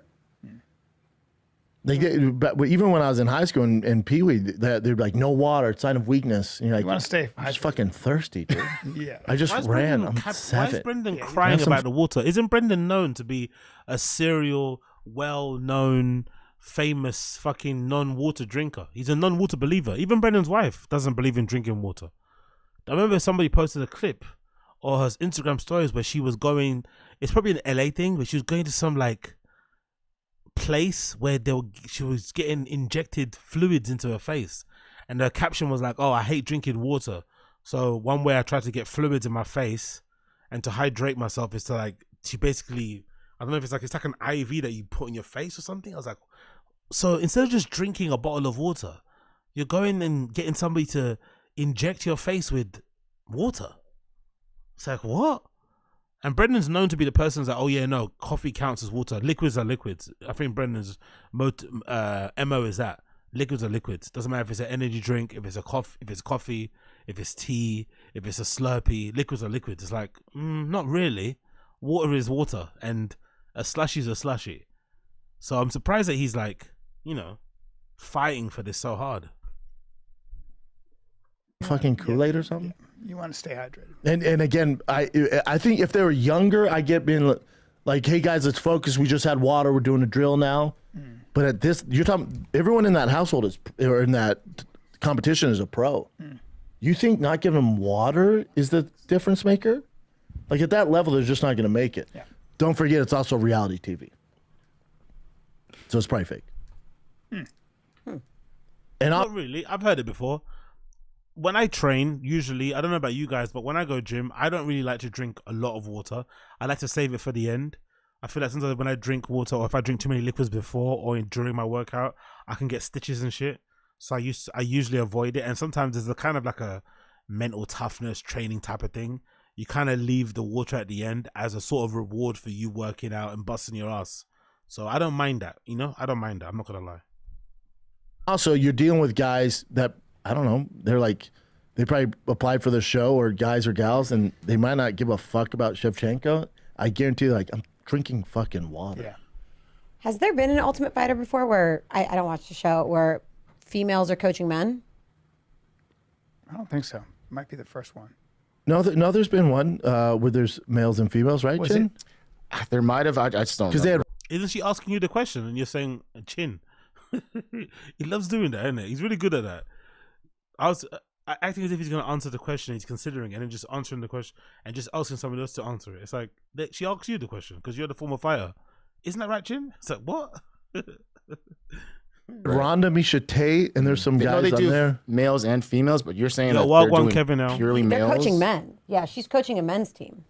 Oh, it's just all men? Mm-hmm. Oh, and So that might be a first. I don't know. First time. Hmm. What well, else? good thing nobody's going to watch it. Is it already out? I don't even know if it's already Yeah, I think the first one, the Ultimate, it's such a bummer, too. That's where I got my start. I love that thing, but, it just ran its course. Yeah. It's like when you find out there's 27 seasons of Dog the Bounty Hunter. You're like, what the fuck? Yeah. There's been how many seasons of this? But it hasn't run this course. If it's going over 20 plus seasons, That means people like to enjoy it. Like, sometimes I wonder why he hates the UFC so much, but then wants to suck off Dana. It hasn't run its course. People still enjoy it, clearly. That's why it's still on TV.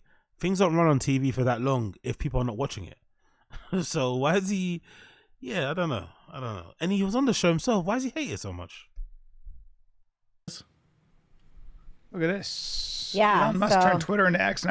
I'm a big believer in what's it thing called in Bar Rescue. But I tried to watch it recently again this weekend. I was like, oh my god, it's really bad. I used to watch the first few seasons of Bar Rescue. Don't ask me why. I just enjoyed it. Something about the show I fucking liked. But recent, it's tough to get through, mate. It's not how I remembered it. Let's say that. The novelty of that show wore off very quickly. But I used to love fucking Bar Rescue, man. Now he's turning in X into triple X. Well, all he's saying is like free speech. You can do what you want to post. And so he's allowing porn on Twitter. And he's saying, yeah, if that's what they want to post, they can post it. But you can also set settings so it doesn't pop up on your feed. He said, we believe in the autonomy of adults to engage with and create content that reflects their own beliefs, desires, and experiences, including those related to sexuality. Wasn't this always the case? I thought Twitter allowed porn. Yeah, this always been. No. I thought they did, though. No. Not always. It would get banned. Yeah, it used to get banned, and then people found ways around it. And then since he took over, like, I mean, I'll be scrolling. I'm like looking at Connor News, and it's like, oh, big black dick, keep going. Oh, really? It just pops up. I got to get on Twitter. I mean, actually. By the way, it doesn't just pop up. You have to like certain things. It doesn't just pop up. Nothing just pops up on your feed these days. You know, you have to like things. If you like things, you get recommended it. That's how algorithms work. So when someone says, oh, I've got big black dicks on my profile. Yeah, because you liked one. You know, as simple as that.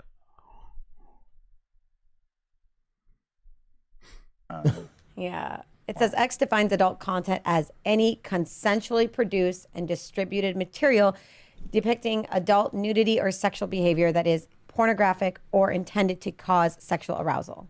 Yeah. Also applies to AI generated things. So it says they allowed porn when it was still on by Twitter ahead of its 2023. So maybe in 2023 they changed their policy. I don't know. Yeah, I don't know. Interesting. All right. It says about 13% of their posts are porn. That's a lot. Wow. But also, yeah, for parents, if your kids have Twitter, you better get on those. But that's the thing, though, that's so unfair. Like, if you think about it, for our sex workers, content creators out there, Twitter's the only real platform where you can really promote your OnlyFans without getting banned. I think Instagram are quite tight. If I'm not mistaken, Instagram, you're not even allowed to put the OnlyFans URL in your bio. Sometimes you can't even put it in your link tree, you know?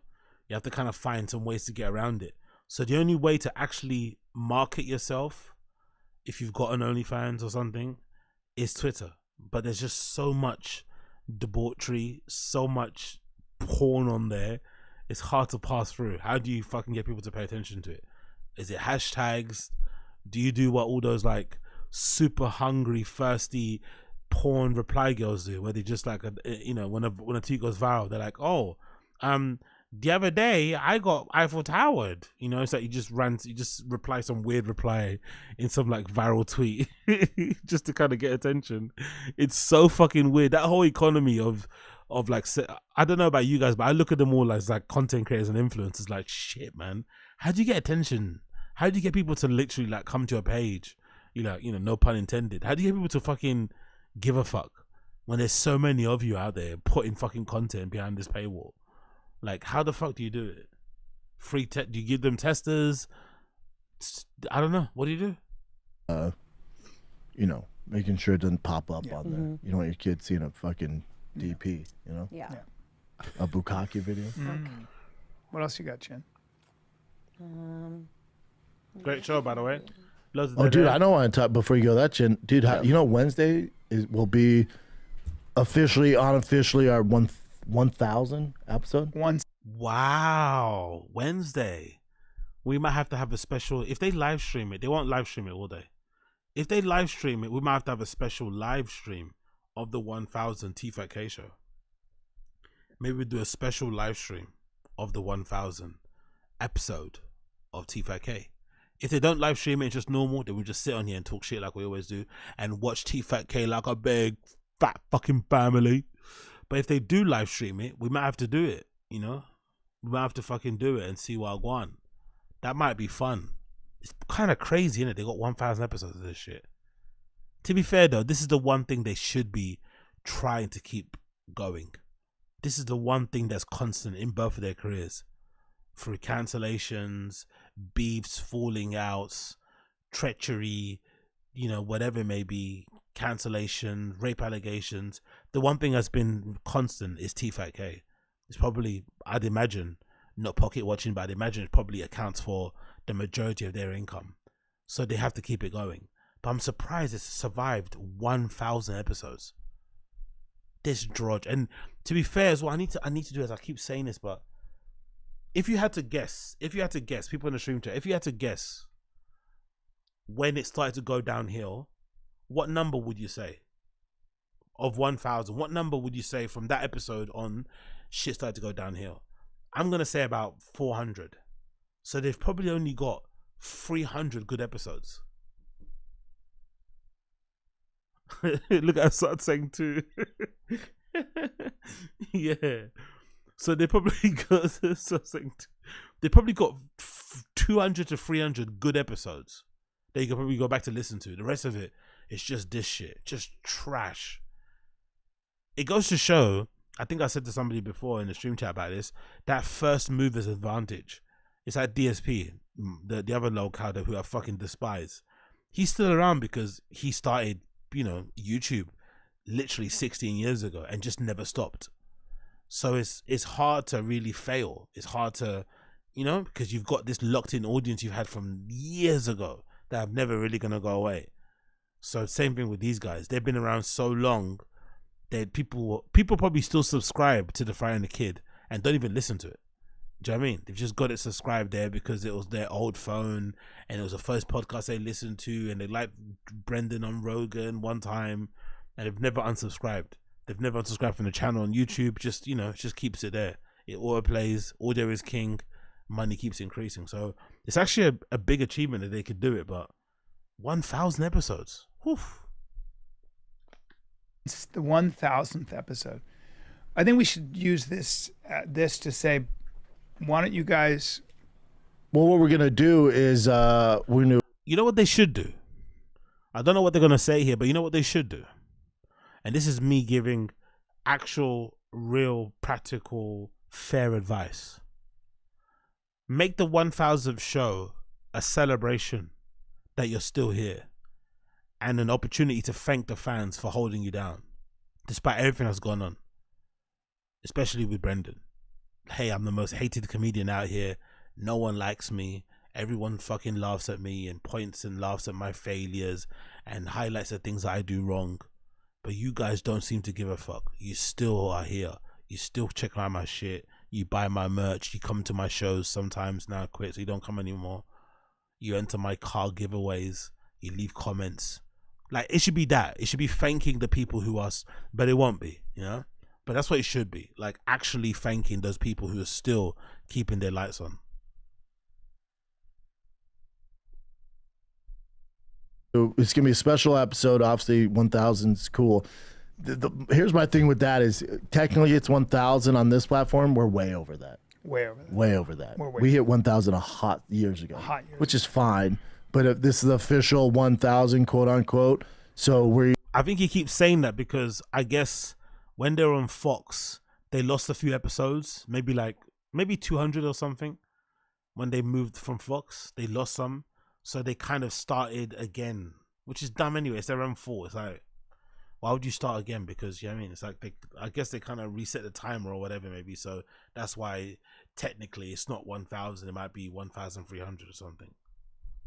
it's gonna be a very special show, special guest, and then we're gonna do open up to fan questions. And So Sanaz, send in your fan questions. well, yeah, you can put it. So we'll have a post on Instagram, and then you can also email the Fire and the Kid shop at gmail.com. Submit your questions there. And then as a team, we'll go through all the questions, whatever it is, 15, 20 of them. Good. Pick the 15, 20 best ones and answer some questions. Of course they're gonna vet them. Of course they're gonna go through them and check them, because if the fun thing they should do to really mix it up and make it fun is to do a live stream and just have people send in questions via super chat or donate. Like that would be fucking hilarious. And even put like a cap on it. Maybe put like a level and say, yeah, only $50 up and up. You can ask whatever you want. $100. You can ask whatever you want. And someone gets on there and asks, some flagrant shit about fucking Kalila, Annie, Joe, or whatever. That would be fucking hilarious. And they'd make bank off it too. But obviously, they wouldn't want to get embarrassed. But that would actually be a smart idea. Fuck it. £100 fucking super chats. 100 or 100, like what they do on that show, whatever, right? It's certain level where you get your TTS read out. Like that would be fucking hilarious. So incentivize the trolls to say some dumb shit, but also, say some dumb shit. Fire away. Make them good. I'm Make gonna them go pee. juicy. I have to pee. I gotta pee myself. Here's another one for you guys. Make them juicy. They want it to be controversial, I guess, huh? Make them juicy. So are they trying to goad people into asking wild questions that they won't answer anyway? Are they trying to use it as a marketing thing? Trying to go viral off it? Seems a bit fishy, doesn't it? Seems a bit fishy.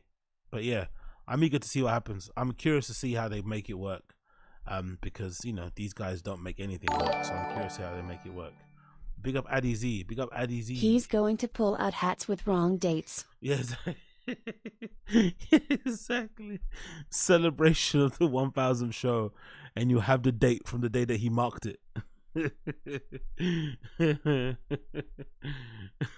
Big up Addy Z. Big up fucking Addy Z. What a legend. Okay, cool. Let's quickly move on from that one because that's getting fucking boring. Let's do a couple more here. This one's called what's this? Is this about dicks? A reheated epic complete journey. Oh, it's about I think this is the pissing in the sink video. I think this is the one where he talks about how much he likes pissing in the sink, innit? So again, if you're feeling a little bit queasy, if you don't like this sort of content, if you don't like this sort of chat, I'd recommend you mute it because Brendan's gonna go on a really long tangent about how much he likes pissing in the sink. Big up the Find the Kids subreddit, guys, for this one. Let's put this on here so you can see what I go on. Pissing, dude. It's a nice feeling. Yeah, it's a nice feeling. Now, it's a onesie in the new studio. So you went in the urinal, I went in the sink.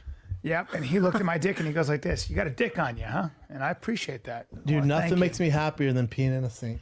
Yeah, I don't know why. Since college. Because it's naughty? It's a little naughty. I feel like a Mongol or some shit when I pee in there, you know? You just piss. What does being a Mongol have to do with peeing in a sink? Why does he think like warriors pissed in a sink? They might have pissed outdoors, pissed up against a tree, pissed into an open field. But why does he think Mongol warriors were pissing in sinks? What? I'll get to those guys. Yeah. I pee in the sink hard. Yeah, you just And like you're an then I outlaw. let the water. Yeah, I feel like bad. You bad bad boy. You know, I got it in college. You think he means the Mongol, the biker gang? Is that what you think he means? And not fucking Kubla Kai guys? You think so? That'd be hilarious. Still, I don't know. Do biker gang guys piss in sinks because they're fucking, what you call it? Their MCs don't have enough toilets. I don't know about that. I think biker gang MCs are run like the fucking Navy. They're really clean. They're proper. I mean, you can't just be pissing in sinks. You know what I mean? You might get beaten up for that. I don't think so. I think he means Mongol warriors, but either way, it's redacted.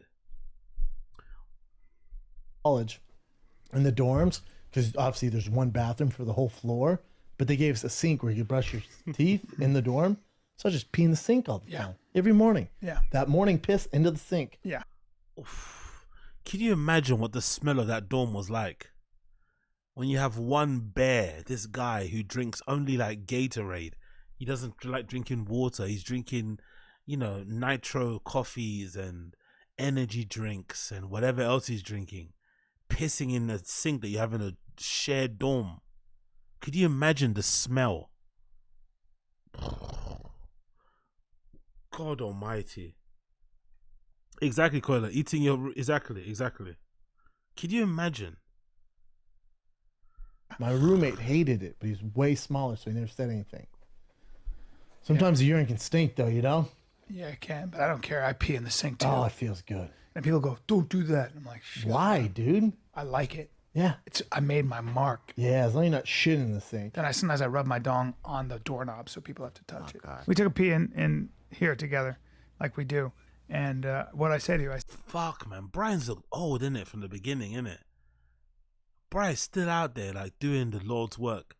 Shucking and jiving on stage, playing comedian.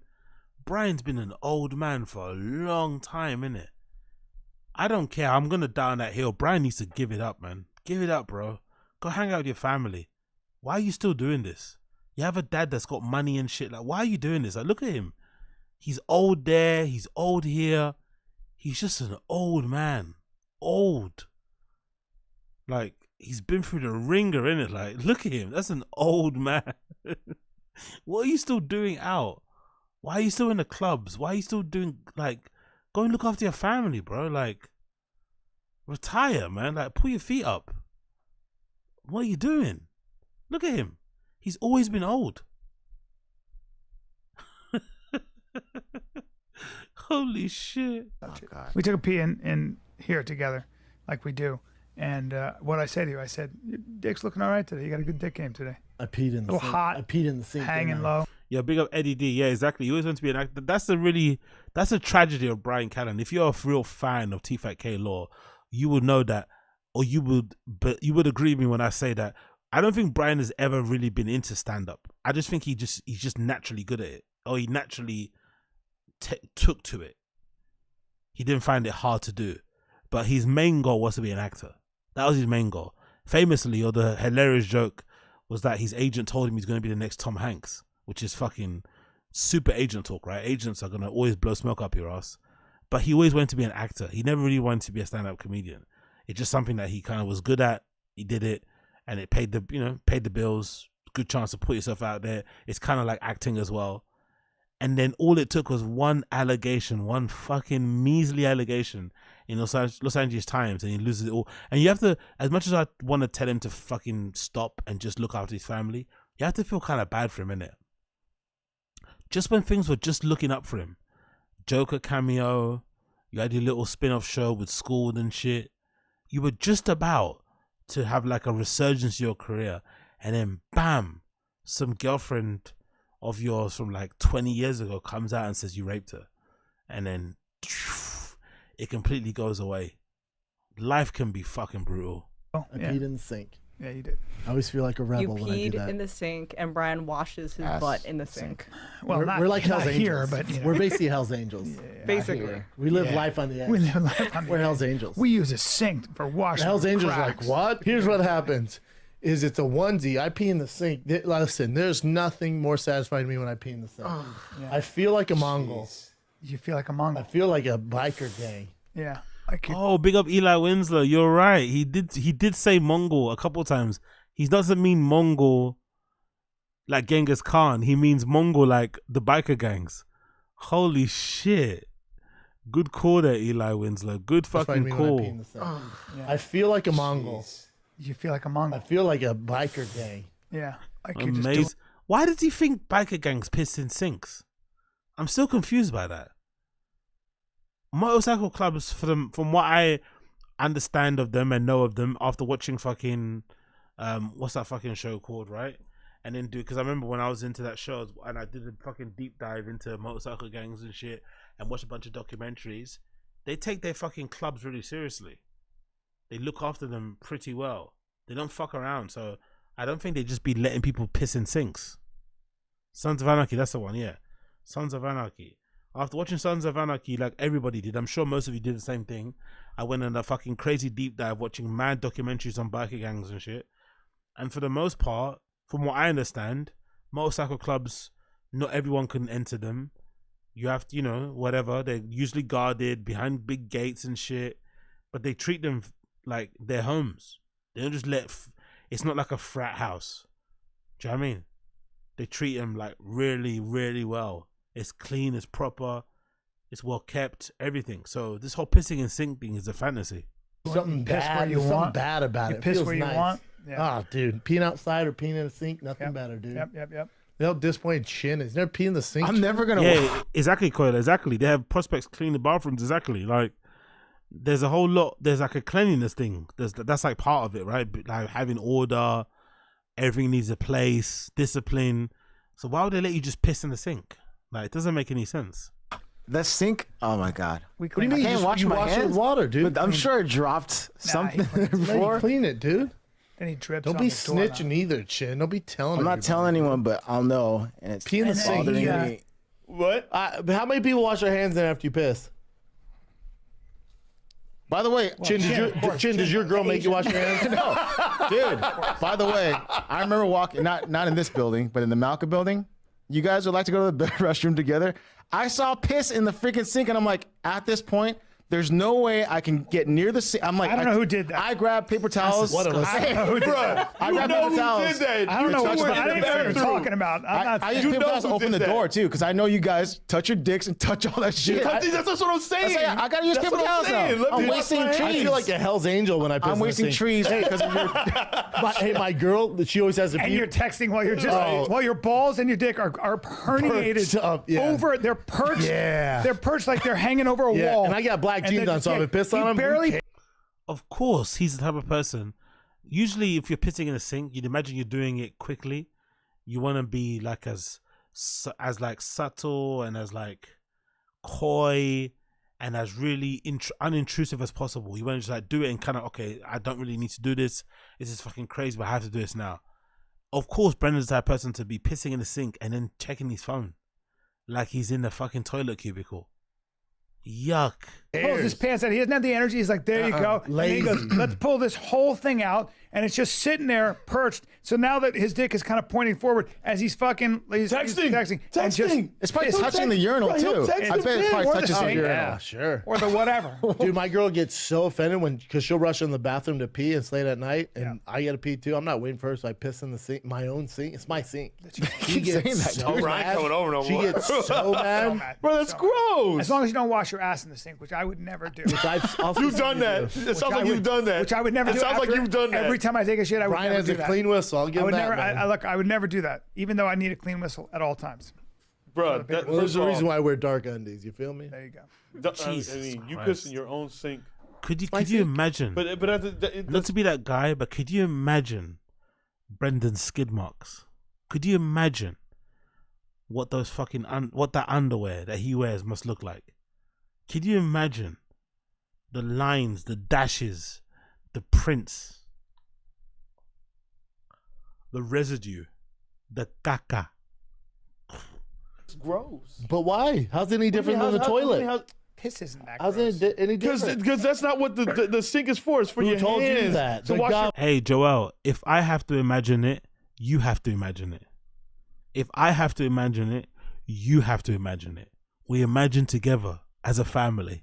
Okay? face. The government. God, The government, bro. dude. You watch your What do you face. get your news? CNN?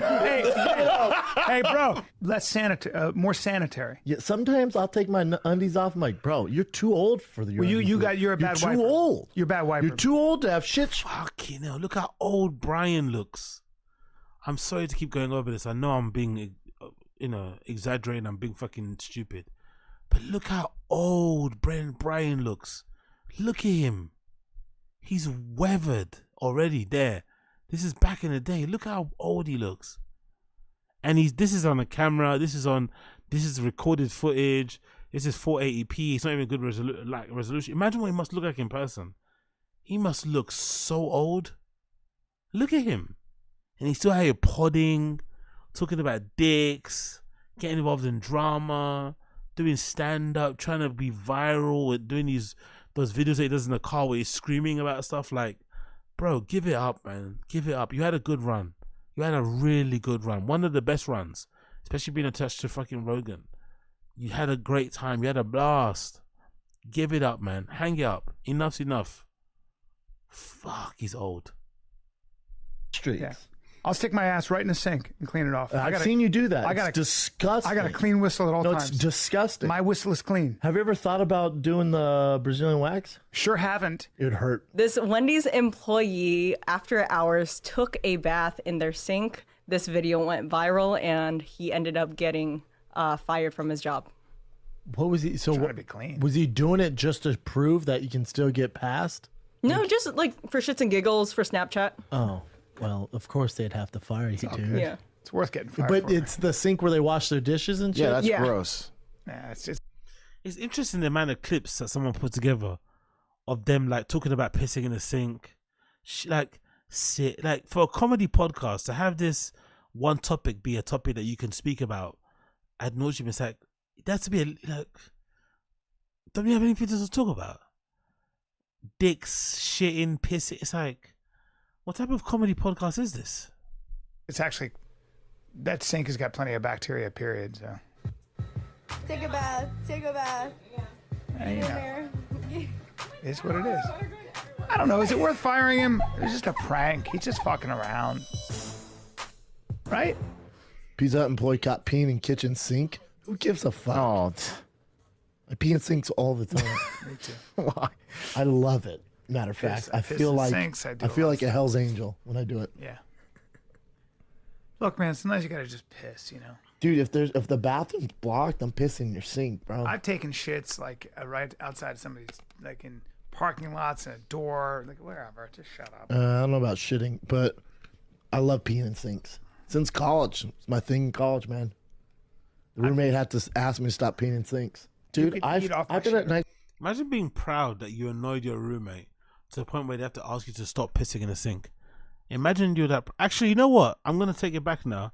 And I keep saying that Brian Callen looks really old, but he looks kind of good here. He looks okay here. I think maybe it's the haircut. He doesn't look super old there. He looks actually quite good here. He doesn't look like a crypt keeper. You know, he looks okay here. Doesn't look super old, but I think it's the haircut. Maybe he went to like a black barber's. He's got like almost like a bit of a fade going on, and they've made that top hair work. You know, he doesn't look super bad here. He looks semi-normal-ish. Nice restaurants or hotels, Brian. eat off my I'll shit. walk in. He's in the restaurant on top of the sink going like this with the water. It's not true. You know it's I've true. stuck my ass in a sink before. Yes. Doing I this wash my ass. with the But water. Not that way. And I'm like, what? No, your ass is to me, which is worse. Because then your big Yes, balls yes, are just yes, yes. hanging Yeah, down. I'm sticking- I'm He's going doing like this, this. yeah, Do you He's have going gorilla what? balls? Oh, they're massive. Yeah, I have huge balls. That's probably why my testosterone.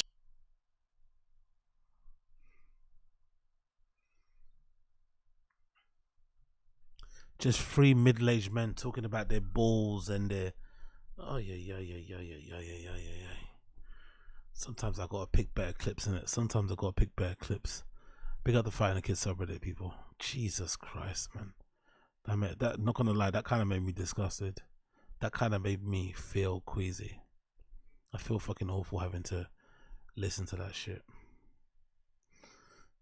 Fuck it. It's like I just never understood like constantly talking about that stuff with your friends. It's like, doesn't it get boring after a while? Aren't you bored of like hearing yourself talk about your own dicks and shitting and pissing? Like, doesn't it run its course, or is it always funny? Whatever. Next clip. Eric and Chris are getting tired of Baba's lies and inconsistencies. B. Let's see this one.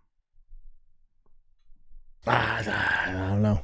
Because I don't know what's going on. Hold the fuck on. You're so quick to talk about how you could beat up Jason. He has a Tatum. big thing about you could beat up Mike Tyson. He's saying you could age beat up has Chris, a lot more you to could do beat with up it. Joe Rogan. You could beat How up. dare you? Oh, that's a nervous reaction, isn't it? When Eric Griffin mentions Joe Rogan's name, that was a very nervous reaction. Look at that. Look at his face. Whoa. I didn't say that. Yes, you did. That's why I said it before and I'll say it again. As much as Brendan lies, I think he's so redacted, he's almost like a dog. I don't think he has any memory of what he said the previous day. Like, you know, he doesn't have any memory of it. He's living in the present right now. Whatever's happening right now, that's what he remembers. So there's probably a part of him that doesn't even know he's lying. He just says stuff in the present to make himself sound good. So he probably does not even remember even saying that he'd fuck Rogan up in a fight. And then when Eric Griffin says it, he's like, oh, whoa, I didn't say that. He's like, yeah, you did. No, I never. You know, I wouldn't believe it. Wouldn't surprise me if that's the case. That's how redacted he is. How dare you? Anderson Cooper. You could beat up everybody. Anderson facts. But you can't make a definitive. It can straight. Good. Straight answer. Shut. No offense as well, but Eric is kind of butters, isn't it? You see it more when he cuts his beard. I get why people like. I don't really think it's fair to do the whole like, oh, he's ugly and he's got like a hot wife and shit. I think you see that all the time. You know, it's not that shocking, but he does look like a proper zero when he doesn't have the beard, isn't it? Like, Jesus Christ, bro. He kind of looks like an armadillo. He almost just looks like a bit like an armadillo. Fuck. He should never shave. But I think he probably clean shaved for a role. Because weirdly enough, Eric Griffin's actually been doing pretty well. He's the one person on that pod. This is really funny. I bet you, this is so funny as well with comedians. I bet you Brendan and Chris were probably hating on Eric early on. Or saying some stuff behind his back. Or maybe just, you know, even when they were coming up. And now Eric is the only one in that group that isn't quote unquote cancelled. So he's actually getting decent gigs. So he probably shaved the way he did for a role. He had a fucking resident residency at fucking Mothership. He's actually doing quite well for himself, which is funny because he's the one person they kind of, you know, take for granted. But he's actually doing better at his career, better in his career than the rest of them. But he should never shave again in his free time because he looks fucking awful. Straight. Good. Straight answer. Shut. You know why? Ken Tyson. Yeah, Eric snitching. Eric snitchy. Eric snitchy. Eric the rat. Eric the Karen. Eric the narc. Yep. Win this fight against Jake Paul. Because I don't know if it's a real fight. If you tell me it's an actual straight up real fight. Isn't Jake Paul your friend though? Aren't you boys with Logan Paul? Why don't you know this? Jake Paul knocks him out. Really? Yeah, man. He's fucking He 60. says age is a huge part of it, yeah. I think so. It's everything. I mean, I'm not arguing. I think if Tyson's going to win, he has to do it in the first round. He has to catch him. Like first 15 seconds. He's got to catch him. No. I think at any point, someone that hits like he hits. If he gets him, he could get him at any time. But but it's got to be early because he's old. I get this question more than anything else. That's such a weird humble brag. I get this question all the time. Everyone always comes up to me. They're chasing me down the street. Starbucks, you know, attendees, whatever they're called, just won't stop harassing me. UPS drivers, FedEx, whatever else, they're always coming up to me asking, hey, Brendan, man, what's happening with fucking Jake? Like, I mean, it's like such a weird flex, such a weird humble brag. But again, probably a lie. Mike Tyson, sure. Jake Paul. Everyone wants Mike Tyson, Jake Paul. Everyone wants. My whole thing is that if it's a real fight, Jake should win. That's how this should go. I don't know what's going on with it. I don't know what's going on. Hold the fuck on. Yeah, Brendan's trying to act like coy and act like he doesn't know what's going on because he doesn't want to act like he's ruffling or rumbling the feathers. I guess the conspiracy theory is that the Jake and Mike fight is some sort of like fake exhibition, or maybe they're trying to pretend like it's real so they can both get the bag, but they're not going to really try and fight to knock each other out. I think that's the suggestion online about what's happening. But again, I don't know if that's true. To be fair, it doesn't really make any sense to me personally. Seems a little bit convenient that would be the case. But again, what do I know? What do I know? Absolutely nada. I don't know a single thing. And then let's end it with this one because I gotta leave. Let's end it with this. Have you guys seen this? It's a brilliant one. Big up the Friday Night Sub episode. This is fucking brilliant. Patrick's retelling of the AI bros conversation. Listen to this. This is fucking brilliant. Listen to this. Listen to this. Please listen to this. I beg of you. I beg of you to listen to this. Brendan basically retelling a story or retelling an episode of the Rogan podcast to his friends on the Golden Hour, and obviously he gets it completely wrong. You hear those two AI guys on Rogan talking? AI guys on Rogan talking. Guys on AI guys on AI guys on AI guys on Rogan talking, and Rogan was like, how bad is it? He's like, it's just there's a lot of bugs they have to figure out. Well, all said. But he said the problem is they'll talk to the AI and then they'll try and log it off, and the AI go, no, I'm suffering. Like, don't shut me down. When you shut me down, I suffer. Look at, for example, GPT-4o has one mistake that it used to make quite recently, where if you ask it, just repeat the word company over and over and over again. Oh, It's like- talking about itself, how it's suffering. Like it Yeah. depends on. It varies yeah. from case to case. It's suffering by having to repeat the word company over again. So this is called. Well, Rogan was like, "Well, what do they know suffering?" He's like, "We don't. That's what we can't figure What's out. their They might just be they're just using that against us, so we What? He didn't say that at all. He completely butchered whatever he was listening to and completely missed the mark on what he said. Oh my god, man. I love him trying to retell an episode of Rogan where two very intelligent dudes are talking about AI and he's just like, you know.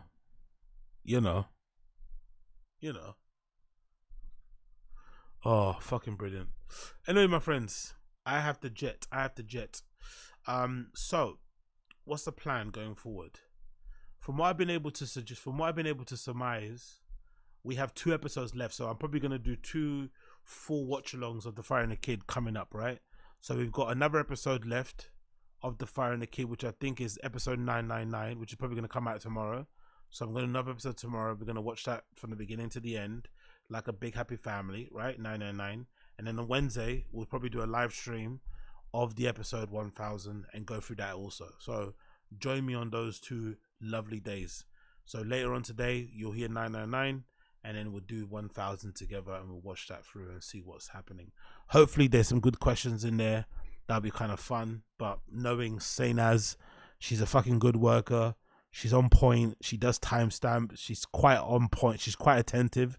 So I don't think she's going to get duped or get fucking, hustled or get scammed or get tricked by leaving some questions on there that she shouldn't leave. So I think she'll probably filter out all the trolls and the haters, and it'll just be shitty questions about, oh, Brendan, what trainer do you like the best? That nonsense. But we can only hope. The questions are good. But yeah, see you guys tomorrow, my friends. Tomorrow for another stream. We'll find the kids stuff, and then we'll go from there. Okay. Thank you for tuning in. It's been a pleasure. Oh, what's happening there? Why is that? Was that the light? Why is it all fuzzy in that corner? Okay, that's probably why. It's the light. Anyway, cool. Big up everybody for tuning in. Appreciate all of you. It's been a pleasure. Never ever a chore. Thank you for hanging out with me. I appreciate every single one of you all the time for joining me. You don't have to join me. There's loads of other fucking things you can be watching out there. You could be wanking. You could be flicking your bean. You could be playing with your cats. You could be with your fucking kids and shit. Whatever you could be doing, right? You could be outside, hunting fucking unsuspecting women and dragging them into fucking sheds, covering their mouths as they scream, and then doing what you need to be doing. But you're here with me, so I appreciate all of that. I really, really do. So thank you for joining me. See you again tomorrow. Be safe wherever you are, and I'll see you guys again soon. Peace.